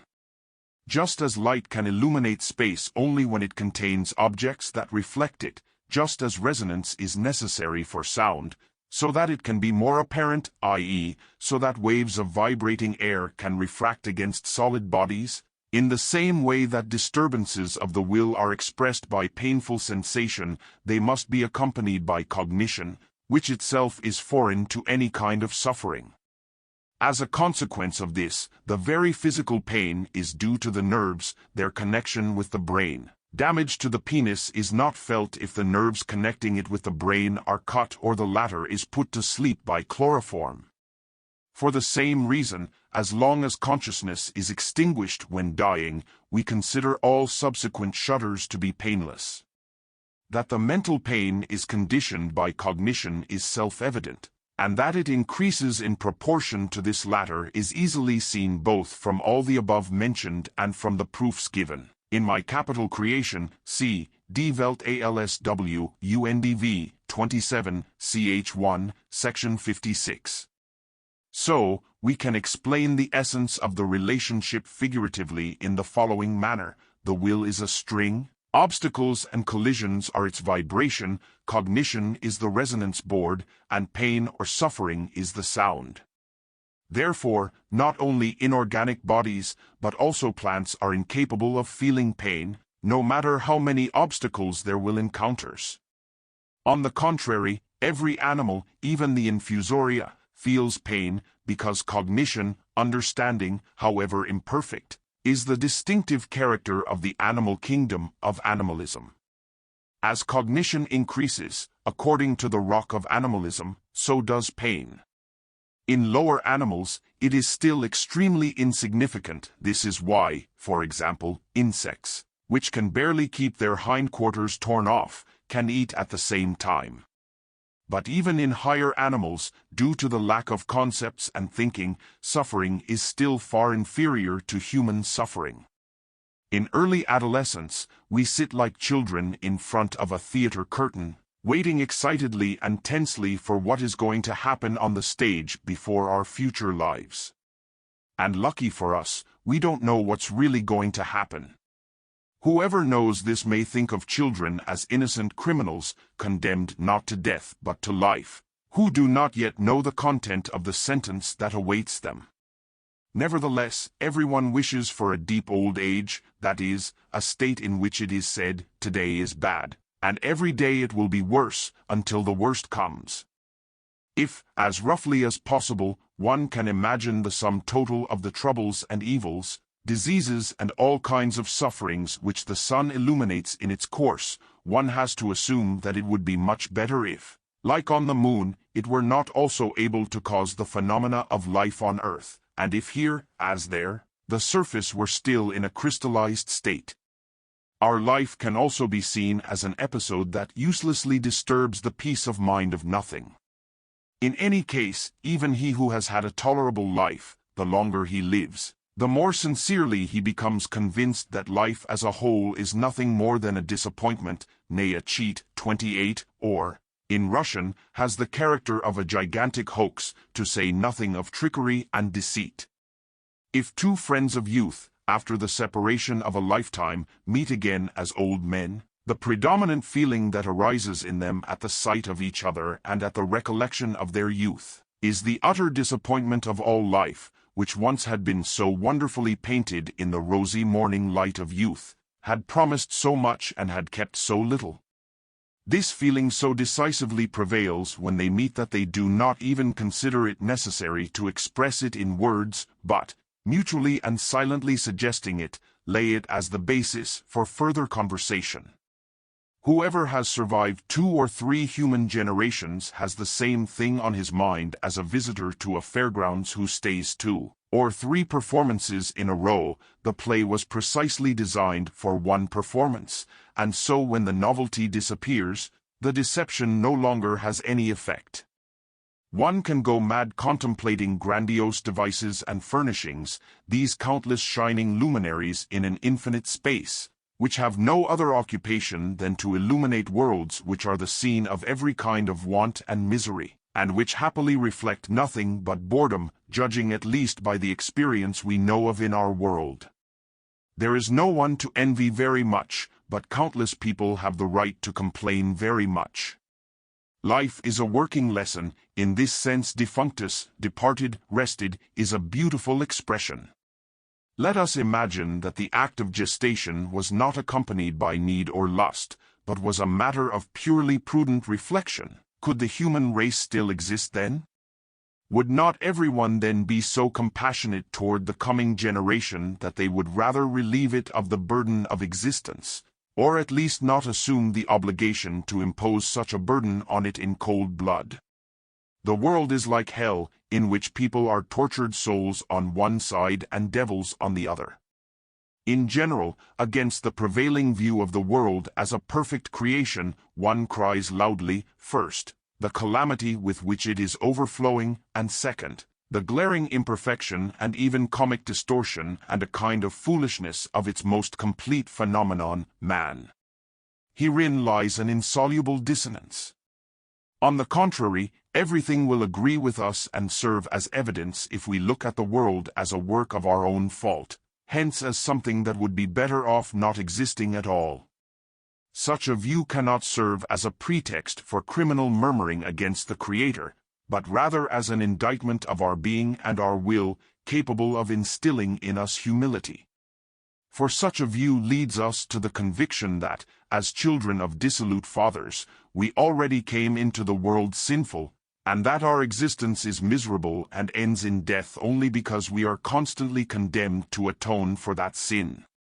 Nothing can be truer than the assumption that it is the grave sins of the world that bring about the many and great sufferings of the world, and here a metaphysical rather than a physical empirical connection is implied, for nothing else so perfectly resembles our existence as the consequence of transgression and punishable criminal lust. To have at all times in one's hands a faithful compass for orientation in life, and to see it constantly in its present light, without going astray, is the best means of accustoming oneself to look upon this world as a place of penance and redemption, hence, as a kind of penal colony, epsilon zeta gamma alpha tau iota omicron upsilon, as the most ancient philosophers called it, Clem. Alex. Strom. L. 3, c. 3, page 399, and of the Christian Fathers of the Church, Origen, c. Augustine. De Civit. Day L. 11, page 23. Such a view finds theoretical and objective justification not only in my philosophy, but also in the wisdom of all times, namely Brahmanism, Buddhism, Empedocles and Pythagoras, but also in true, correctly understood Christianity. Our existence is understood as a consequence of guilt, transgression, sin. Once we have mastered the habit I have recommended, we will arrange our expectations from life in an appropriate way, that is, we will no longer look upon the hardships, sufferings, torments, and needs of life in great and small things as something exceptional and unexpected, but will find all this in the order of things, firmly remembering that here everyone is punished for his existence, and everyone in his own peculiar way. Among the evils inseparable from the penal institution is also the society encountered there. Whoever would deserve better knows what this earthly society is like without my instructions. The fine, noble man or the genius in this society sometimes has the same attitude to his soul as a noble political prisoner has to the common galleys. Therefore, both the former and the latter try to isolate themselves. In general, this outlook will give us the ability not only without disgust, but also without astonishment to look at the so-called imperfections, i.e. moral, mental, and accordingly also physiognomic low qualities of the majority of the human kind, because we will always have in mind where we are. Therefore we will look at everybody first of all as a being who exists only because of his sinfulness and whose life is atonement for the guilt, sin, of his birth. This is exactly what Christianity calls man's sinful nature. It is, therefore, the basis of the beings one encounters in this world as one of their own kind. In addition, because of the properties of this world, they are more or less in a state of suffering and discontent, which can make them more sympathetic and courteous, and finally, in most cases their mind is such that it is too scarce to serve their own will. Consequently, our claims on society in this world must be balanced against all these conditions. Whoever has internalized this point of view can consider the desire for sociability as a pernicious inclination. Indeed, the conviction that this world, and consequently man, is something that, in fact, should not exist is a conviction that can fill us with indulgence toward one another. For what can one expect from a creature placed in such conditions? Yes, from this point of view we could come to the conclusion that actually the most suitable way of addressing people to each other instead of merciful sir, monsieur, mein Herr, sir, etc. would be philosopher, compagnon de misers, Leidensgefährt, my philosopher. Strange as it may sound, but it is appropriate to the cause. It puts others in a true light and directs the thoughts to the most necessary things: tolerance, patience, mercy, indulgence and love of neighbor, which everyone needs and to which everyone is therefore obliged. The nature of the things of this world, precisely the human world, is not only imperfect, as has been said many times, but rather perverse, distorted morally, mentally, physically, and in every way. The learned excuse for some vices, it is so natural and peculiar to man, is not at all satisfactory. To this one must reply, precisely because it is natural that it is bad, and precisely because it is bad that it is natural. When you understand this correctly, you will understand the meaning of the doctrine of hereditary sin. When evaluating any human individual, one must constantly bear in mind that the basis of him is something that should not exist at all, something sinful, perverse, something for which he is subject to death. This filthy basic characteristic is characterized even in the circumstance that no one can bear to look at him closely. What, then, can be expected of such a creature? If you start from this point of view, you will be able to judge it more leniently. Stop wondering if the demons in it sometimes awaken and peep out, and will be able to better appreciate the good that, thanks to your intellect or otherwise, is in it after all. And secondly, we should think and take into account that life is in fact a state of need, and often of distress, where everyone has to harass and struggle for his existence, and therefore he cannot always take a friendly expression. If, on the contrary, man were what all optimistic religions and philosophies want him to be, that is, a being who in every sense must exist, and exist as he exists, then differently than now would both the first glance and the nearest acquaintance, and the constant treatment of every such person have to act upon us. Nothing could be more suitable for instilling patience in life and calmly enduring evils and people than the following Buddhist saying: "This is samsara, the world of lust, and therefore the world of birth, disease, decrepitude and death. This is the world that should not have existed. And it is here the people of Sansara." What, therefore, should we expect better? I would prescribe that anyone consciously repeat this saying 4 times a day. Pardons the word to all, Shakespeare. Cymbeline. D. 5, page 5.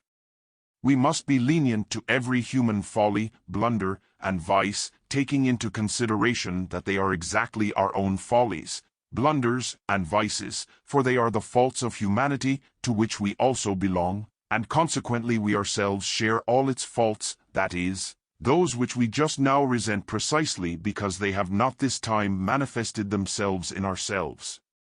They are not on the surface, but are rooted in the core and will surface at the first occasion and assert themselves in the same way as they have now manifested themselves in others, though it is certain that one flaw slips in one and another again another, and that the general complexity of bad qualities in some is greater than in others, for the individual difference is incalculably great. Chapter XX on criticism, judgment, approval, and glory. Writers can be subdivided and equated to meteors, planets, and fixed stars. The former produce a fleeting crackling effect. One looks at them, exclaims, "Look, look!" and then they disappear forever.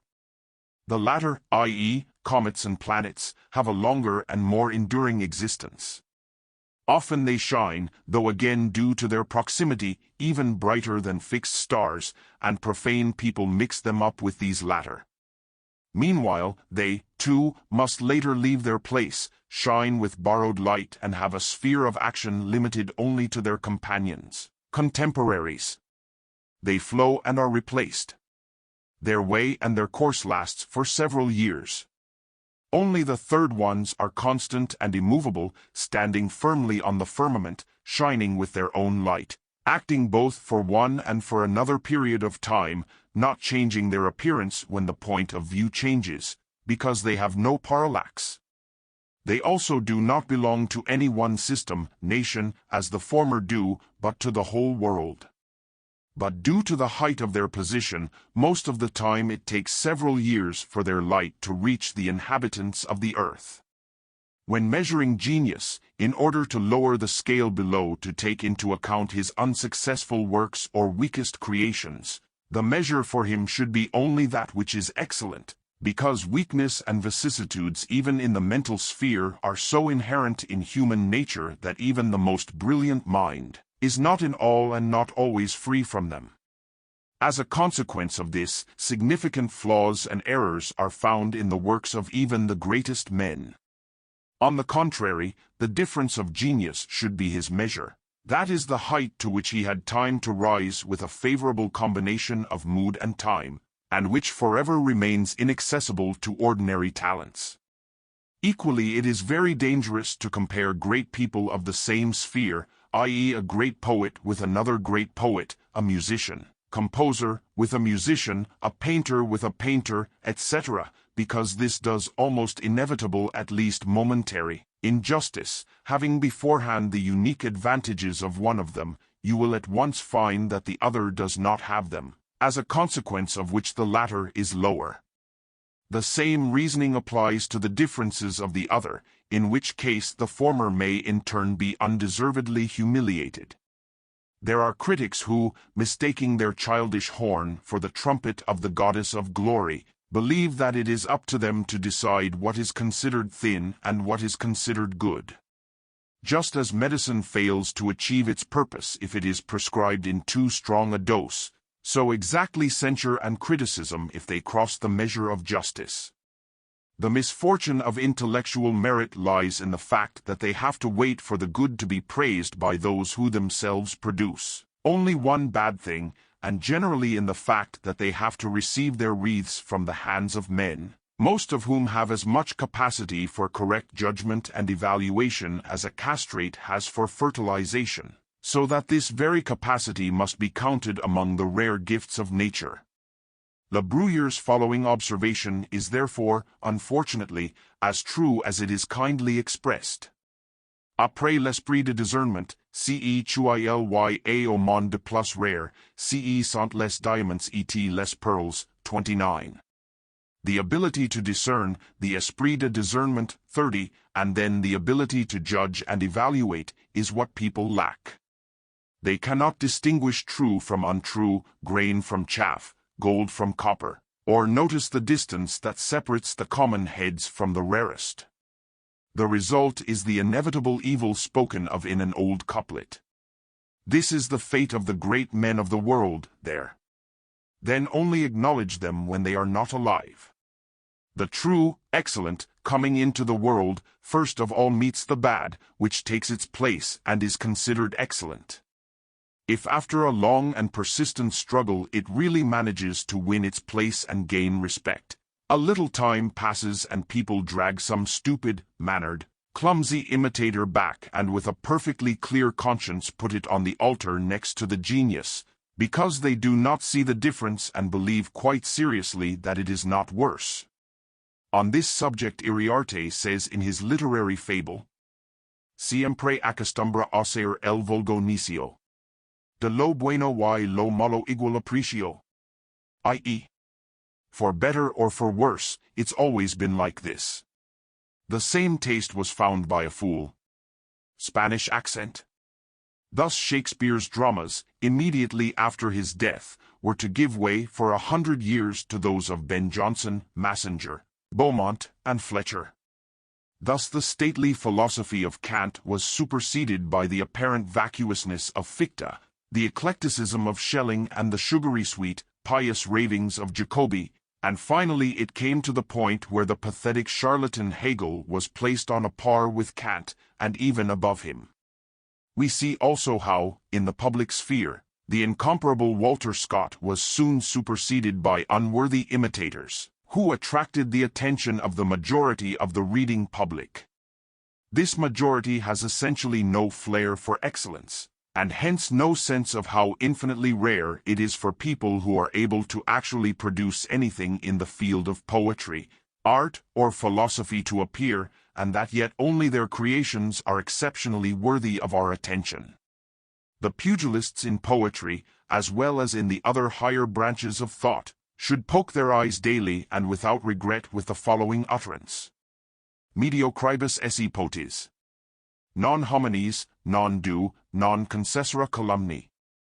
Neither men nor gods allowed monuments. To mediocre poets, Latin. They are the tares that stifle the sprouts of wheat to cover everything with themselves. The early deceased Feuchtersleben beautifully and originally expressed the resulting phenomenon in the following verses. Where, they shout, are the creatures? What has been done, and by whom? And the great things quietly matures in the meantime. But he is not noticed. In the general noise and commotion? And it passes by. In the sad silence. This regrettable lack of ability to judge correctly is equally evident in the sciences, in the persistent persistence of false and disproved theories. Once in circulation, they sometimes struggle with the truth for a century, as a granite breakwater with the waves of the sea. Copernicus had not superseded Ptolemy even after 100 years.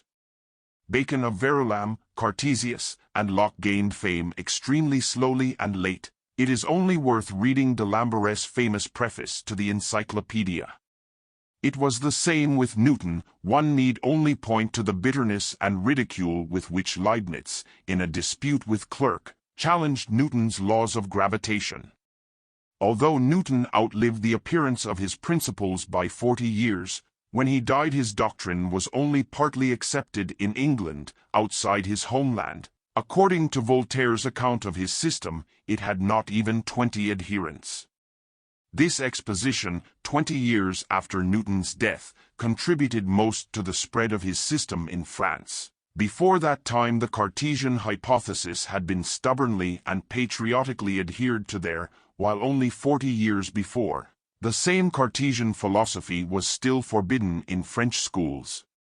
Now the Chancellor d'Aguesseau was slow to give Voltaire permission to print his exposition of the Newtonian system. In contrast, the incongruous Newtonian theory of flowers has, up to this day, retained its field of battle, 40 years after the appearance of Goethe's theory. Hume, though very early in his career and extremely popular in his writings, remained in obscurity until he was 50 years old. Kant, who wrote and taught throughout his life, achieved fame only in his 7th decade. Artists and poets are in better conditions than thinkers, because the number of their admirers is at least 100 times greater. And yet, what did Mozart and Beethoven mean in their lifetime? What was Dante? What significance did Shakespeare himself have?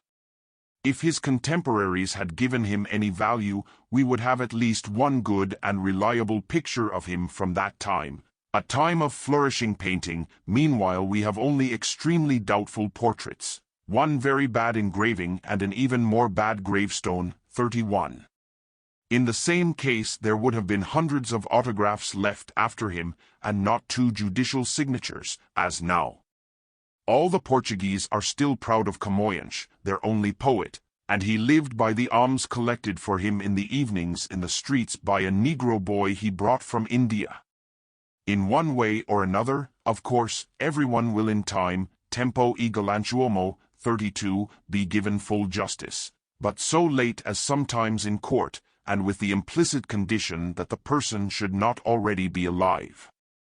Here the injunction of Jesus Sirach is strictly observed, ante mortem nei iods hominum quemquam, 33, chapter 2, verse 28. Therefore he who created immortal creations must, for his own consolation, apply to them the Indian myth that the minutes in the life of the immortal on earth are represented by the years, and the earthly years are the minutes of the immortal. The defect in the ability to judge correctly which we are considering is also found in the fact that, although in every century the excellent creations of former times are honored, they are not recognized as those of their own era, and the attention they deserve is given to the bad products with which every current decade is coddled, only to be mocked for it by the next. Consequently, if people have such difficulty in recognizing the true merits of their contemporaries, it proves that they know neither how to appreciate nor understand the long-recognized works of genius which they venerate for their authority, nor enjoy them. An example and proof of this may be found in the fact that if something bad, such as the philosophy of Fichte, once enters into credit and trust, it can retain its importance for 2 more human generations, and only if its circle of readers is too wide, the fall is made more quickly. To see light requires an eye, to hear music requires an ear. In the same way, the dignity of all great works of art or science is conditioned by the kindred, level-headed mind to which they would speak. Only he possesses the magical word from which the spirits enchanted in such works will stir and come into being. A man with an ordinary head will stand before them as before a locked magic cabinet or an instrument which he does not know how to play, and from which he extracts only disorderly sounds, however much he wants to deceive himself about it. The same great creation produces, according to the mind that perceives it, a difference of impressions, like a picture viewed in a dark corner or in sunlight. Therefore, for a work to truly exist and live, a sensitive, receptive mind is necessary for every fine work, and a thinking mind for a profound one. It often happens that the person who presented such a work to the world will feel in his heart the same way as the pyrotechnician, who would burn with enthusiasm his long and carefully prepared fireworks and suddenly find out later that it went the wrong way, and that all his spectators were students of the Institute for the Blind. And yet this is even better for him than if his audience consisted entirely of sworn pyrotechnicians, for in that case, if only his work were extraordinary, he could risk his neck for it. The reason why we like anything is due to homogeneity, to affinity. Already for the sense of beauty, the most beautiful thing is undoubtedly the species to which one belongs, and within the limits of the latter, again, one's own race. In the same way, in society everyone unconditionally prefers his own kind. For a fool, the society of other fools is incomparably more pleasant than the society of all the great minds taken together. Therefore everyone should first and foremost like his own works, because they are only a mirror reflection of his own spirit and an echo of his thoughts. Then he will like the works of a homogeneous and related to him nature, i.e. a trivial, superficial, summarized head. A simple empty-headed man will only show truly heartfelt approval to something trivial, superficial, summarized and simple verbiage. To the creations of great minds, on the contrary, he will attach importance only for the sake of authority, that is, for the fear they inspire, although he does not like them in his soul at all. They do not speak to his soul. Even more, they are repugnant to him, of which he more than once confesses to himself. Only privileged heads can find real pleasure in the works of genius, but to recognize their importance at the very beginning, while they are still without authority, requires considerable mental superiority. Weighing all this, one must wonder not that they are so late, but rather that they ever achieve approval and fame at all. This is done only by a slow and complicated process when every bad head, compelled and as if restrained, gradually accepts the advantage of the nearest, higher-standing person, etc. upwards, by which the matter little by little comes to the fact that the simple weight of votes overcomes their number, which is the essential condition of any real, i.e. deserved glory. But until that time the greatest genius, even if he has already partly declared his genius, will stand among people like a king among the crowd of his subjects, who do not know him personally and therefore do not pay him any due respect, seeing no higher state dignitaries around him, for no junior official has a right to accept the king's commands directly. He knows precisely only the signature of his immediate superior, as this latter knows his own, and so on upwards, where at the very top the cabinet secretary affixes the signature of the minister, and this latter the monarch's. By the same hierarchical gradualism the fame of genius among the crowd is also conditioned. That is why its distribution is most easily delayed in the beginning, because there is most often a lack of the highest dignitaries, who cannot be numerous. On the contrary, the further down, the greater the number of persons the command extends to, and therefore it does not meet with any more delays. Regarding such a process we are left with the consolation that it is still to be recognized as a blessing, if the vast majority of people judge not from their own means, but simply on the basis of someone else's authority. For what judgments would be obtained about Plato and Kant, about Homer, Shakespeare and Goethe, if everyone judged according to what he really finds in them and how much he enjoys them, rather than having his forced authority say what should be said, however little this may coincide with his inner feelings? Without such a turn of events, it would be utterly impossible for true merit to be achieved in the sublime.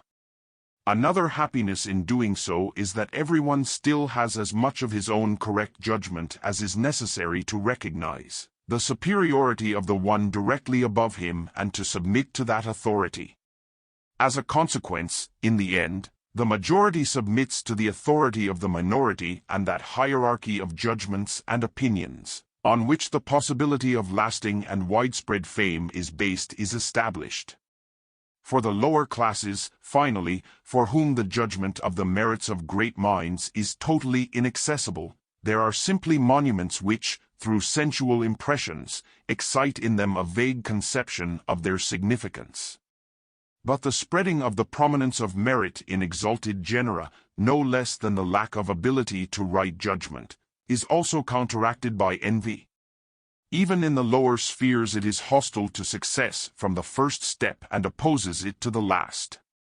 That is why it most of all spoils and poisons the flow of the world. Ariosto is right to call it questa assai più oscura, che serena. Vita mortali, tutta di invidia piena. This sadness is darker than light. An earthly life filled with envy, Italian. It constitutes the soul of the silent agreement that flourishes everywhere, and of the alliance of all mediocrity, established without negotiation, against every single distinction of any kind. Such is the distinction no one wants to know in the sphere of his activity, below tolerating it in his environment.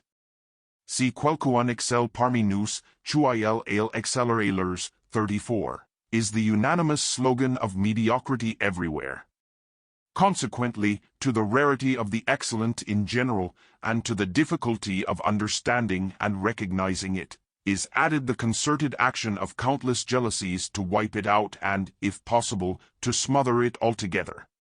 Therefore, as soon as an outstanding talent appears in any profession, All the mediocrities of that profession try to hush up the matter and by all means deprive him of the chance and opportunity to become known and to declare himself before the world, as if he had plotted an attempt on their incapacity, banality, and mediocrity.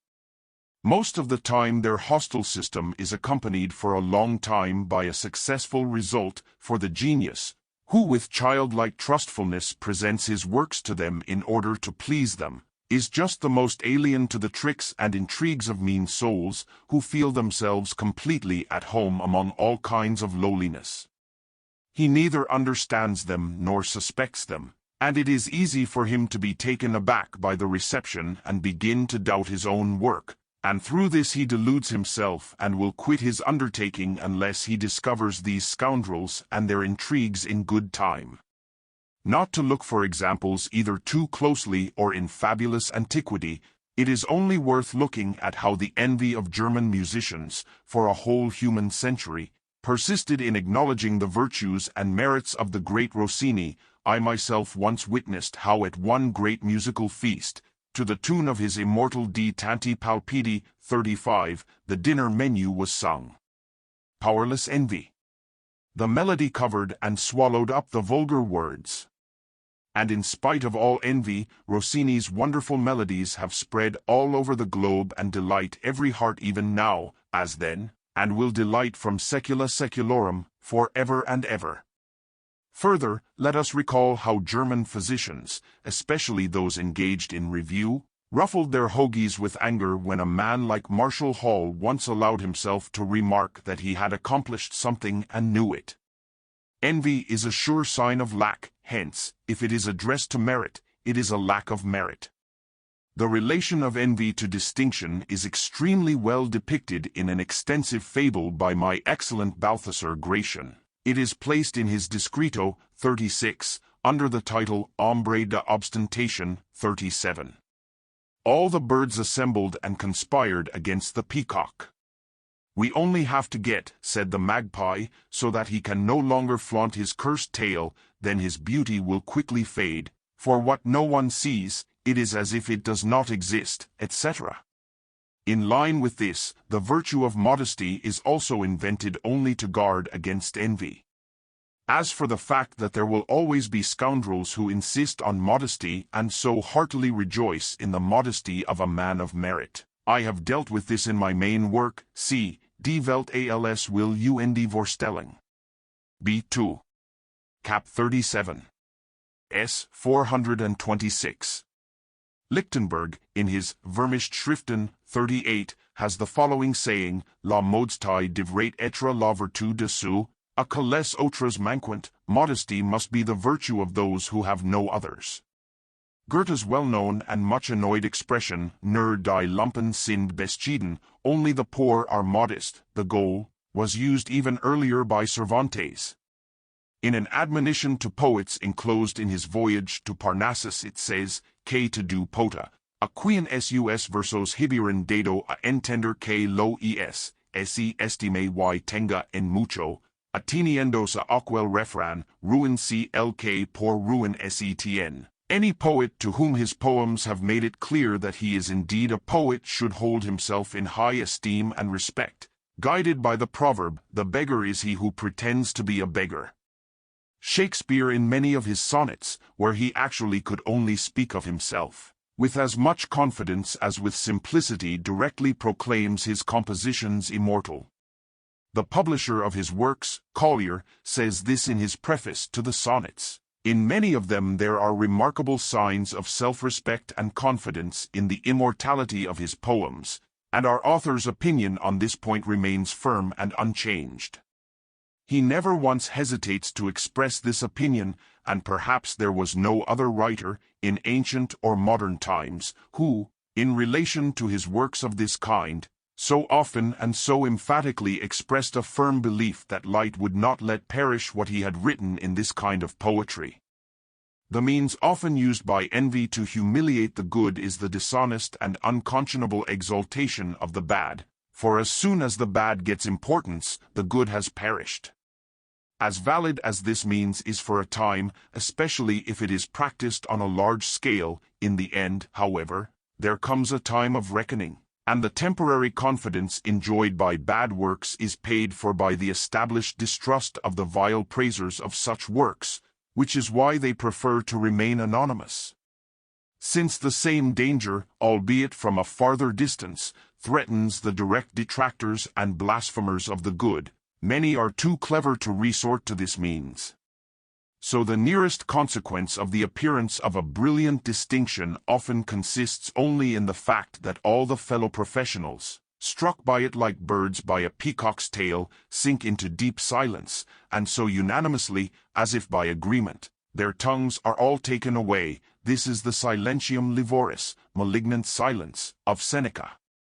This insidious and persistent silence, known under the technical term of neglect, can have lasting success when, as, for example, in the higher sciences, the nearest public and the judges of such distinction consist of only specialists, fellow professionals, and consequently the wider public, without going into the inquiry itself, enjoys the right to vote only mediately through these specialists.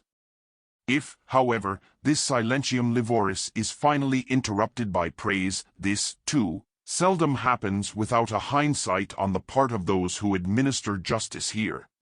Everyone can praise only on the account of his own importance, everyone, asserting glory for another figure of his own or related specialty, in essence takes it away from himself. As a consequence of this, people are already in themselves and for themselves inclined not to praise and glorification, but to censure and denigration, because through this they indirectly praise themselves. If, however, they do resort to the former, other considerations and motives must prevail. As here the shameful way of nepotism or cronyism cannot be implied, the most valid consideration is that the nearest dignity of man after his own merits consists in impartial evaluation and recognition of others' merits, according to the threefold hierarchy of heads established by Hesiod and Machiavelli, c. Vierfake Wurzel des Satzes vom Grand. 2 awful, 50s. Whoever loses hope of realizing his claim to a place in the first rank, will gladly take the opportunity to take a place in the second rank. This is almost the only guarantee on the basis of which any merit can finally count on recognition. This also explains the circumstance that as soon as the high dignity of a work is recognized once and can be neither concealed nor rejected, all of a sudden ardently strive to honor and praise it, in the calculation to merit honor to themselves. This is why they hasten to grab for their share that which comes closest to the reward of their own merit, which is inaccessible to them, the truthful evaluation of the merits of others. And then the same thing happens among them as among a fleeing army, where, as at first when attacking, so now when fleeing, everyone tries to be ahead of the others. Besides, everyone now hastens to testify his approval to the recipient of the prize of general recognition, because of the law of affinity and homogeneity, often unconscious of himself and of the above-mentioned, so that it seems that the way of thinking and outlook of the one being praised is similar to his own, and so as to at least save the honor of his own taste, since he has nothing else to do. From what has been said it is clear that although it is very difficult to achieve fame, once achieved it is easy to retain it for oneself, and that the fame which is quickly acquired sooner or later extinguishes, justifying the dictum, quod cito fit, cito pent, what is quickly accomplished, quickly passes away. For if a man of ordinary character so easily recognizes the merits of a work, and a contender and rival so readily recognize their importance, it is clear that such works cannot particularly significantly exceed the productive capacities of both. Tantum quisque laudat, quantum esse posse sperit imitari, 39.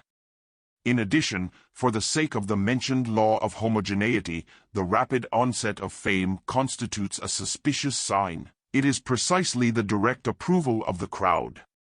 And what such approval means was very well understood by Phocion when, at the noisy approval of the people for his speech, he asked his friends standing close by, "Have I inadvertently said anything vulgar?" On the contrary, fame, which is destined to be long-lived, matures very late, and the centuries of its existence must mostly be bought at the expense of the approval of contemporaries. For to secure for itself such a lasting importance, the work must contain a hard-to-achieve excellence, for the mere comprehension of which requires heads which do not meet at every time and even more so in sufficient numbers, to make them listen, while the ever-waking envy will do everything to only drown out their voices. On the contrary, the moderate merits, achieving soon recognition, expose their owner to the danger that he may outlive them and himself, so that for the glory in youth he will get oblivion and obscurity in old age, while with great merits, on the contrary, staying long in obscurity, in old age you achieve a loud glory. But even if it came only after death, such a person should be counted among those of whom Jean-Paul said that their anointing at death is baptism. He can take comfort in the fact that saints are also recognized only after death. Thus, the truth expressed very well by Mollman in Herod is justified. Great is only that among the creatures of the world. What people like not immediately, but later. And of whom the crowd will create an idol. It didn't take long for him to stand over the altar. It is remarkable that this rule is directly and quite applicable to paintings. The greatest exemplary creations, as connoisseurs know, do not immediately grab one's attention or make a significant impression at first, but only afterwards on repeated observation, and each time more strongly. However, the possibility of timely and correct evaluation of these works depends first of all on their type and kind, namely by looking at whether it is elevated or light, i.e. difficult or easy to understand and evaluate, and also by looking at whether it is accessible to the majority or to a minority of the public. This latter condition depends, of course, almost entirely on the former, but partly also on whether the works in question are capable of repetition and reproduction as books and musical compositions. Owing to the combination and interlacing of both these conditions, all the professions which do not serve for direct benefit and about which only here is spoken concerning the possibility of the speedy recognition and evaluation of the merits of the distinctions they make, form approximately the following row, in which those professions are preceded which can earlier count on the speedy evaluation: rope dancers, horsemen, dancers, magicians, actors, singers, virtuosos, composers, poets, these. And the preceding because of the repetitiveness and diffusibility of their works, architects, painters, sculptors, philosophers. These latter stand incomparably farther than all others, for their works do not offer entertainment, but only instruction, and also require a certain knowledge and require from the reader a lot of effort. As a consequence of this, their audience is extremely limited and their fame is much more spread in length than in breadth. In general, the possibility of duration of fame is approximately in inverse relation to speed of its coming, so that the given series is suitable in reverse order. Only then poets and composers, due to possibility of eternal saving of printed works, will follow philosophers directly, who, however, in this case have the first place, because of rareness of differences in this profession, their high importance and possibility of almost perfect translation into all languages. Sometimes the fame of philosophers outlives even their very creations, as happened to Thales, Empedocles, Heraclitus, Democritus, Parmenides, Epicurus, and many others. On the other hand, works serving to satisfy worldly needs or directly sensual pleasures meet with no difficulty for their proper appreciation, and an excellent pie-maker in no city would have to remain long in obscurity, much less appeal to posterity.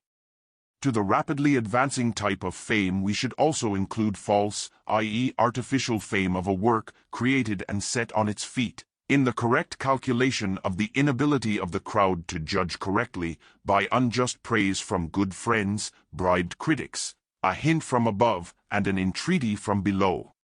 It is like a heavy body floating by means of inflated bubbles. They keep it on the surface for more or less a long time, depending on how well they are inflated and tightly tied, yet the air finally escapes from them and the body goes to the bottom. This is the inevitable fate of those works whose source of glory is not in them. The partial praise fades, the agreement is dissolved. The connoisseur finds no justification for the glory and it fades, and its place is taken by the greater humiliation. On the contrary, the truly great creatures, who have in themselves the source of their glory and are therefore able to stir up amazement again and again, are like bodies with a light weight, which, striving forward with the flow of time, are held on its surface by their own means.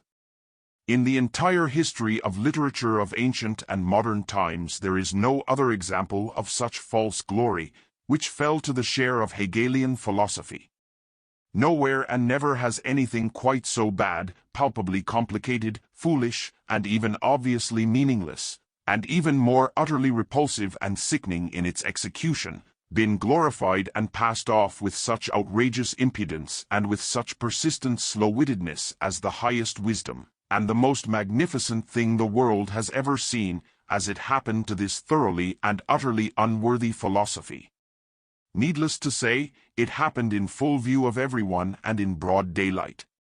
But one cannot ignore the fact that it happened with complete success among the German public. This is the shame of it. This brazenly lied fame for a quarter of a century past for the real and bestia triumphanti forti flourished, and reigned among the German Republic of scientists so omnipotent, that even many opponents of this folly did not venture to treat its culprit otherwise than as a rare genius and a great mind, and that with the deepest reverence. But the consequences of all this will not fail to be revealed, for at all times this period of literary history will be an indelible stain on the nation and the era, and will become a parable for future centuries, and for good reason.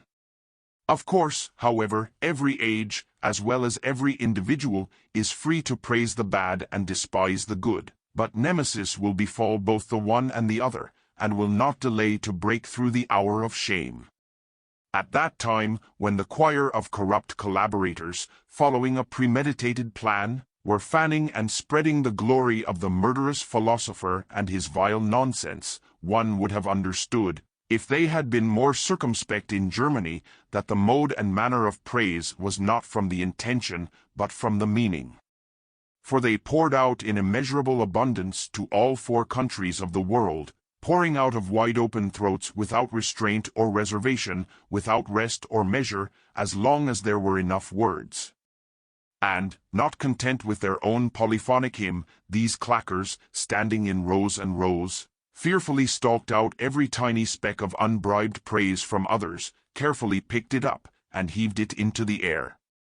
And if any eminent man allowed himself to be lured away by extortion or cunning or courtesy, or had a word of approval accidentally uttered, or even an opponent, out of fear or pity, sweetened his censure by such a word, then they would rush about in a herd, pick it up, and, triumphantly, show it to all seeing. This is the way of willfulness, and this is the way of praise by the covetous mercenaries, bribed cluckers, and conspiring literary passers-by. On the contrary, sincere praise, which flows from the meaning of the work, is of an entirely different nature. It is preceded by that people wiggle in an effort to dodge, that only the good things are not to be bowed down. In Fuchterslebens' beautiful phrase, it appears very slowly and late, scattered, measured sparingly and weighed in ashlars, constantly still constrained by restrictions, and yet its recompense is decided on only with effort. For it is the reward of true merit, not concealed by the greatness of these latter, antithetical, extorted from dull, affectation, stubborn and also envious mediocrity. She is, as Klopstock puts it, a laurel worthy of noble effort. She, says Goethe, is the fruit of the courage of that sooner or later the resistance of blunt light will break. Therefore it refers to that insolent praise of the conspirators as a hard-to-get, noble and sincere lover to a venal street harlot, whose thickly smeared whitewash and blush could then be recognized on the Hegelian glory, if, as said, in Germany had been any more savvy. Then it would not have been justified, to the shame of the nation, in such an egregious way that Schiller sang. I have seen wreaths of holy glory. They were embarrassed on their vulgar heads. The Hegelian celebrity chosen here as an example of false fame is in any case a fact unlike any other, not even in Germany. Therefore I would advise all public book depositories to carefully preserve, as a mummy, all documents relating to him as an opera omnia, complete works, of the philosopher himself and of his admirers for the edification, warning and amusement of posterity and as a monument of this century and this country. If you look at the past, and if you look in general at the praise of contemporaries of all times, you will find that she is in fact always a harlot, corrupted and defiled by the thousands of unworthy ones who have had their share of her. Who else could lust after such a harlot? Who would be proud of her favor? Who would not reject her? On the contrary, the glory of posterity is proud, chaste beauty, giving only the worthy, the winner, a rare hero.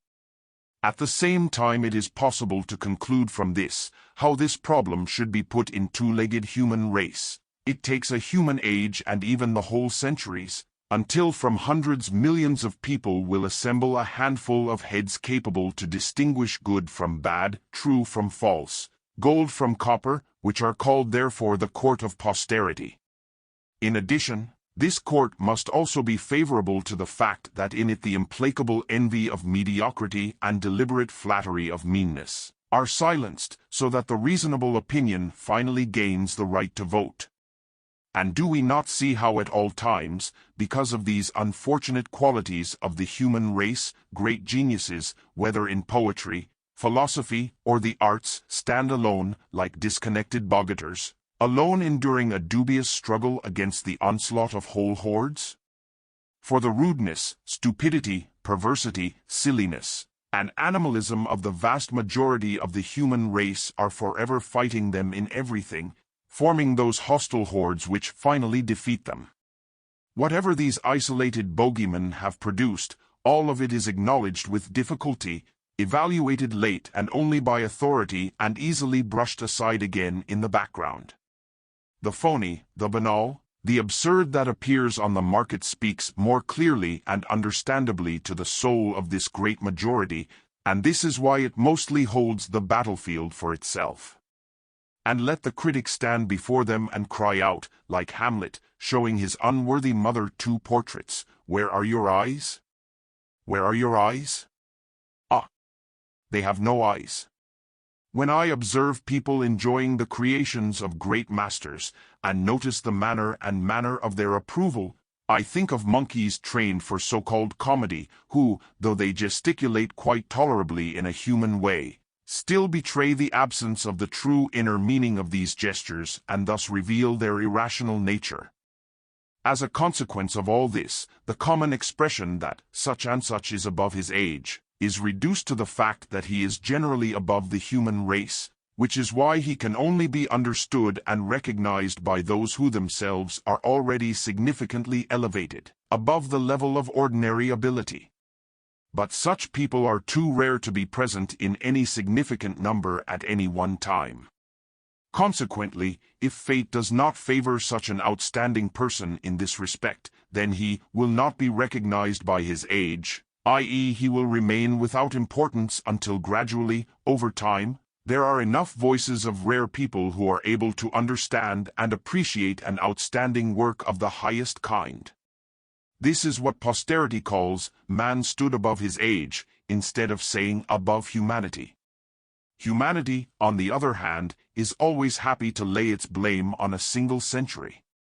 Hence it follows that he who stood above his age would just as well have stood above every other age, unless, by a happy coincidence, some capable and truthful critics of his profession were born at the same time as him in any given age, similar to what is said in a beautiful Indian myth of Vishnu when he was incarnated as a boggiter.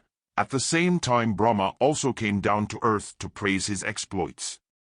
In this sense we can say that the immortal work puts his age to the test, whether he is able to appreciate and recognize it, But more often than not this test ends no better than for the neighbors Philemon and Bavkida, who, not recognizing in them the gods, pointed them to the door. Therefore the correct scale for estimating the intellectual value of an age is not represented by the great minds that appeared in it, since their abilities are a work of nature, and their development is due to accidental circumstances, but by the reception which their works found among their contemporaries, namely whether they received a quick and lively, or a late and slow approval, or whether it was entirely left to posterity. This is especially applicable when the works belong to a sublime genus. For the aforementioned possibility of a happy accident is all the less capable of being realized, the fewer individuals have access to the area in which the great mind has moved. In this circumstance lies the immeasurable advantage in which poets are placed by being accessible to almost everyone. If Walter Scott had been read and appreciated by only 100 persons, perhaps he, too, would have been preferred to some vulgar scribbler, and on clarification of the matter he, too, would have had the honor of standing above his age. But if in the 100 of those heads who judge and rank the work on behalf of the age, to the incapacity are added envy, bad faith, and personal views, then such a work suffers the same fate as the defendant who calls for a court whose members are all bribed. In this connection, the history of literature shows that those who set themselves the goal of knowledge and truth remained unrecognized and neglected, while those who only pretended to hide behind these words aroused the astonishment of their contemporaries and enjoyed other worldly benefits. The circle of action of the writer is first of all conditioned by the fact that he has achieved fame, that he is read. But this fame hundreds of undeserving people achieve quickly by chance, by tricks and kinship of nature, while one worthy one acquires it slowly and late. The first has friends, because the bastard is always in the crowd and closely adheres to each other. The second has only enemies, because the mental superiority everywhere and in all conditions is the most hateful thing in the world, especially for untalented workers in the same field, who themselves would like to mean something. If philosophy professors think that I am alluding here to them and to their 30 years of practiced tactics against my writings, they will not be mistaken.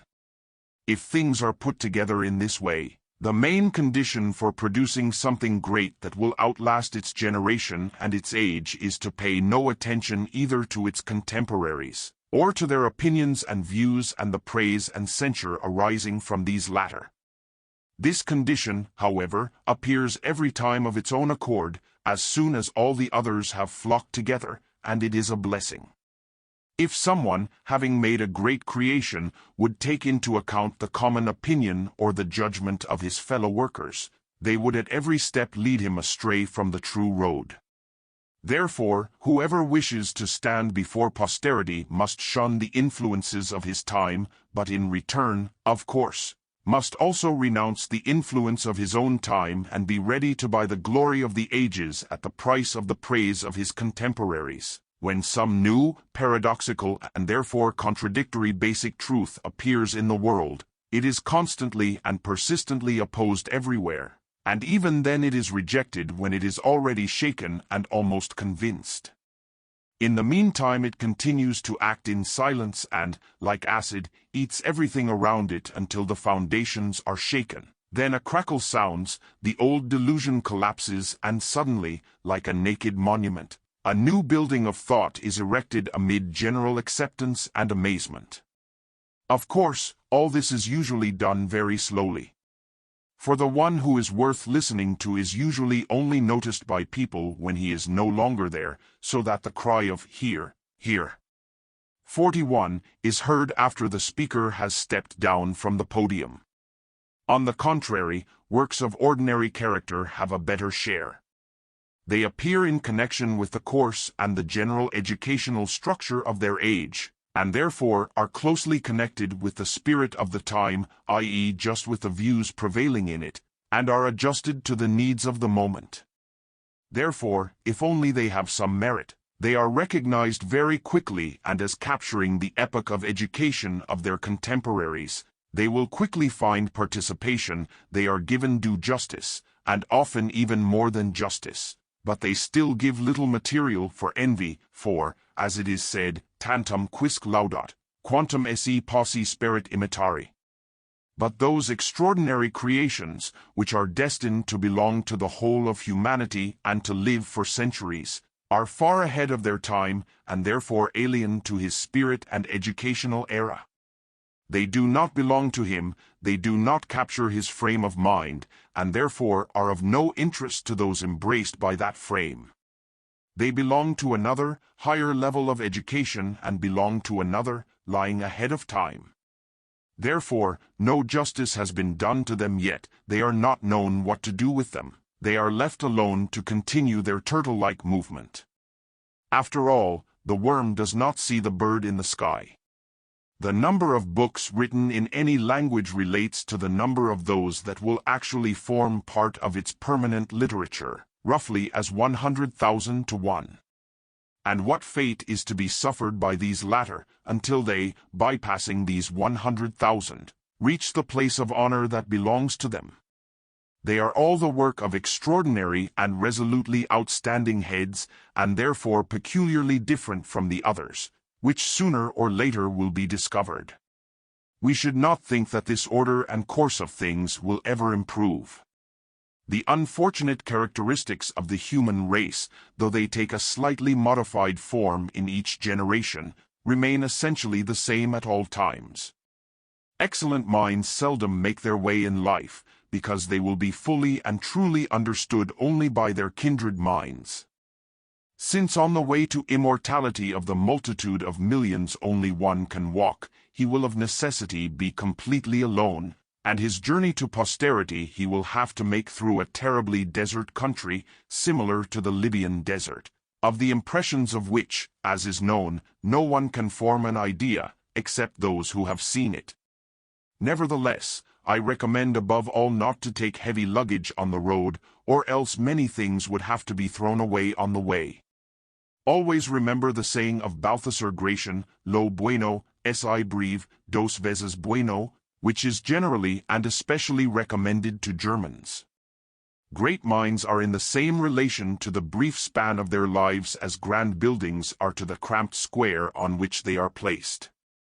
They are not drawn in all their grandeur if they stand too close before them, the same is true of the former. But when they are separated by centuries, they are recognized and longed for. Even the own life-work of a short-lived son of time who created an immortal work is in a great disproportionate relation to this latter, as well as a mortal mother, for instance Semele, to the immortal God born by her. Meanwhile, for a famous person all the difference between his fame with his contemporaries and his posterity is reduced to the fact that in the first case he is separated from his admirers by space, and in the second, by time. For in reality he does not have them in front of his eyes even when he is glorified by his contemporaries. Reverence does not tolerate proximity and is kept almost always at a distance, because it melts from the personal presence of the revered like butter from the sun. Therefore 9/10 of people surrounding a person who has already achieved fame among his contemporaries will measure him by the standard of his rank, title and condition, and only 1/10 of them will have a deaf awareness of his superiority as an echo of rumor reaching from afar. This incompatibility of esteem with personal acquaintance and fame with being alive was noted by Petrarch in one of his Latin letters. He says in it, among other things, that all the scholars of his time had the rule not to recognize and to look down on any work of an author whom they had seen at least once. If therefore highly illustrious men are condemned to receive recognition and veneration always from a certain distance, does it matter whether this distance is temporal or spatial? Of course, in this latter case, news of it sometimes reaches them, which can never be the case in the former.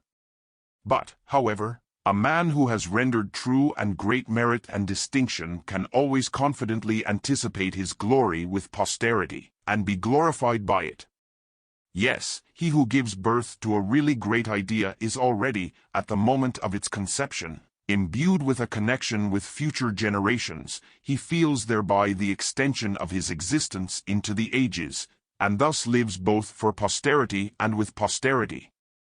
If, on the other hand, struck by wonder at the great man whose works we have just dealt with, we long for his presence, wish to see him, talk to him and have him among us, this longing too does not remain unrequited, for he, too, longed and sought with his soul for a grateful posterity, which would give him honor, gratitude and love, which he was denied by his envious contemporaries. If intellectual works of a higher kind are mostly recognized only before the judgment of posterity, the fate of some well-known, brilliant errors, which, coming from talented people, appear in the full armament of apparently so solid arguments and are defended with such a reduction and knowledge that they gain fame and importance among contemporaries and enjoy them, at least as long as their culprits are alive, is quite the opposite fate.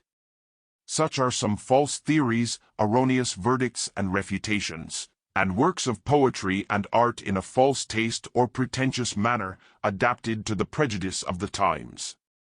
The importance and esteem of all such works are based on the fact that no one is yet available who can refute them, or point out their false side. This task is largely the task of the next generation, at which point their greatness ends. Only in some individual cases it lasts longer, as it happened, and still continues to happen, with Newton's theory of colors. Other examples of this kind are Ptolemy's system, Stahl's chemical theory, F.A. Wolff's denial of Homer's personality and identity, and perhaps also Niebuhr's critique of the history of the Roman kings, etc. Thus the tribunal of posterity, in both favorable and unfavorable cases, is an irreducible court of cassation on the verdicts of modernity. This is why it is so difficult and rare to satisfy evenly both modernity and posterity. In general, one should always bear in mind the inevitable effect of time on the correction of knowledge and judgments, and not be disturbed, if in art, science or in practical life strong delusions appear and spread, or if transformed undertakings and aspirations gain importance in the basis and people give their approval to all this. In doing so, one should not become excited or discouraged, but should remember that they will fall behind and need only time and experience to recognize by their own means what the keen eye sees at first glance. If the truth speaks for itself from the state of the case and the state of things, there is nothing to rush to its aid with the words, "Time will help it with 1,000 tongues." Of course, the duration of this time will be measured by the difficulty of the subject, by the seeming plausibility of the lie, but even this time will pass in its turn, and in many cases it would be a fruitless labor to try to preempt it. In the worst case, falsehood spreads in theory as well as in practice, both the deception and the deceit, having become bold as a result of success, go so far that the exposure almost inevitably comes. Thus, in the field of theory, due to the blind trust of fools, the absurdity grows higher and higher, until at last it reaches such dimensions that the most short-sighted eye recognizes it. In such cases one must say, the sillier, the better. Take comfort in similar cases in the past, which also had their time and place and were then completely eliminated. But the best thing is to stay behind one's own time whenever one notices that it itself is in the grip of regression. For there are two ways of standing not in level with one's own time, higher or lower. Chapter 21 on Scholarship and Scholars. Observing the many and varied institutions for teaching and learning and such a tremendous influx of students and teachers, one would think that the human race would be greatly concerned with truth and reason. But here, too, appearances deceive. Some teach to make money, and seek not wisdom, but its credit and what appears to be wisdom, and others study not to attain knowledge and reason, but to be able to chatter and produce respect. Every 30 years a new generation comes into the world, which, not knowing anything, wants to absorb in its entirety, and as swiftly as possible, the results of thousands of years of accumulated human knowledge, and to be then more intelligent than any that have gone before. To this end, it strives to the universities, grasping for books, and certainly for new ones, as for their contemporaries and peers. Only if it were shorter and newer. I do not take into account the teachings for the sake of bread here. Students of all kinds and ages, and those who have studied and learned, usually have only information in mind, not understanding. They think it their honor to have information about everything, about all kinds of stones, or plants, or battles, or experiments, and in general and especially about all books. It does not occur to them that intelligence is only a means to comprehend, but is of little or no value in itself. On the contrary, such a view characterizes only the philosophical head. Before the imposing scholarship of such multitudinous men, I sometimes think, oh, how little they must have thought to be able to read so much. When I think even of Pliny the Elder, of whom it is said that he constantly read or made himself read at dinner, on the road, and in the baths, I wonder whether this man was so deficient in his own thoughts that he had to pour in others without interruption, as one suffering from exhaustion would pour in consommé, 42, to sustain life. Indeed, of his original thinking I am unable to get a high idea, neither of his unintelligible credulity, nor of his unspeakably disgusting, difficult to understand syllable, the syllable of a notebook. As long and constant reading is detrimental to one's own thinking, so much writing and constant teaching wean a man from clarity and eo ipso, 43, from thoroughness of knowledge and understanding, for the former leaves him no time for the latter. Then he has to fill in the gaps in the clarity of his understanding with words and phrases when expounding. This is what makes most books so boring, not the dryness of the subject at all. If it is said that a good cook can make an old soul taste good, a good writer can certainly make the driest subject entertaining. For the vast majority of scientists, their science is a means, not an end. They will therefore never produce anything great in it. It requires that science, for the one who does it, be an end, and that everything else, even existence itself, be only a means. Anything that is not done for the sake of the object itself is only half done, and the true superiority among all kinds of works can only reach that which has been accomplished for its own sake and not as a means to further ends. In the same way, new and great insights and discoveries will come only to those who have had as the immediate goal of their studies their own knowledge, not caring about someone else's. Scientists, as they usually are, study in order to be able to teach others and to write. Therefore their head is like a stomach and intestines, which throw out food without digesting. That is why their teaching and writing are of little use. It is possible to feed others not with digested offal, but only with the milk that comes out of one's own blood. The wig is a perfectly matched symbol of a scholar in this case. It adorns the head with an abundant mass of other people's hair for want of his own, just as scholarship consists in furnishing the head with a great number of other people's thoughts, which, of course, can neither sit so well and naturally in it, nor be applied to all occasions and purposes, nor be so deeply rooted, nor be replaced, in case of need, from the same source by new thoughts, as it happens with our own thoughts that have grown on our own soil. Why Sterne, in his Tristram Shandy, was not ashamed to assert that 1 ounce of one's own mind is worth as much as 2,000 pounds of another's. Indeed, the most perfect scholarship relates to genius as a herbarium to the ever-reviving, ever-fresh, ever-young, ever-changing world of plants, and there is no more striking contrast in the world than between the scholarship of the commentator and the childlike naivety of the ancients. Amateurs, dilettantes. This is the derogatory name given to those who devote themselves to any science or art out of pleasure or love for it. Illinois Loro Delito, 44, those who do the same for profit. They derive pleasure only from the money that is earned by these pursuits. This humiliation is based on their vile conviction that no one can seriously undertake any work unless prompted to do so by need, hunger, or some other lust. The public is imbued with the same spirit and opinion, hence its constant respect for professional men, specialists, and its distrust of dilettantes. In reality, on the contrary, only for dilettantes the work itself serves as a goal, and for specialists as such as a simple means. But to give oneself to the subject with full seriousness can only one who is engaged con amore, 45, for the sake of the subject itself, out of love for it. Only such people have always produced the greatest things, not mercenaries. This is how Goethe fell into the amateur's hands in color theory. A few words about this. It is permissible to be foolish and nasty, ineptire est juris gentium, 46, on the contrary, to speak of foolishness and nastiness is a crime, an outrageous violation of good manners and all decency is a wise rule.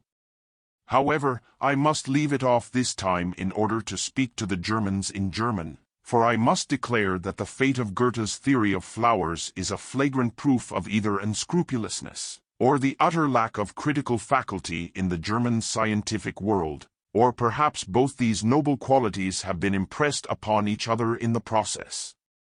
The mass of the educated public seeks prosperity and amusement, which is why they cast aside everything that is not novel, poetry or comedy, in order, by way of exception, to read some day for the sake of instruction. It first waits for the certification and signature of those who better understand what is truly instructive.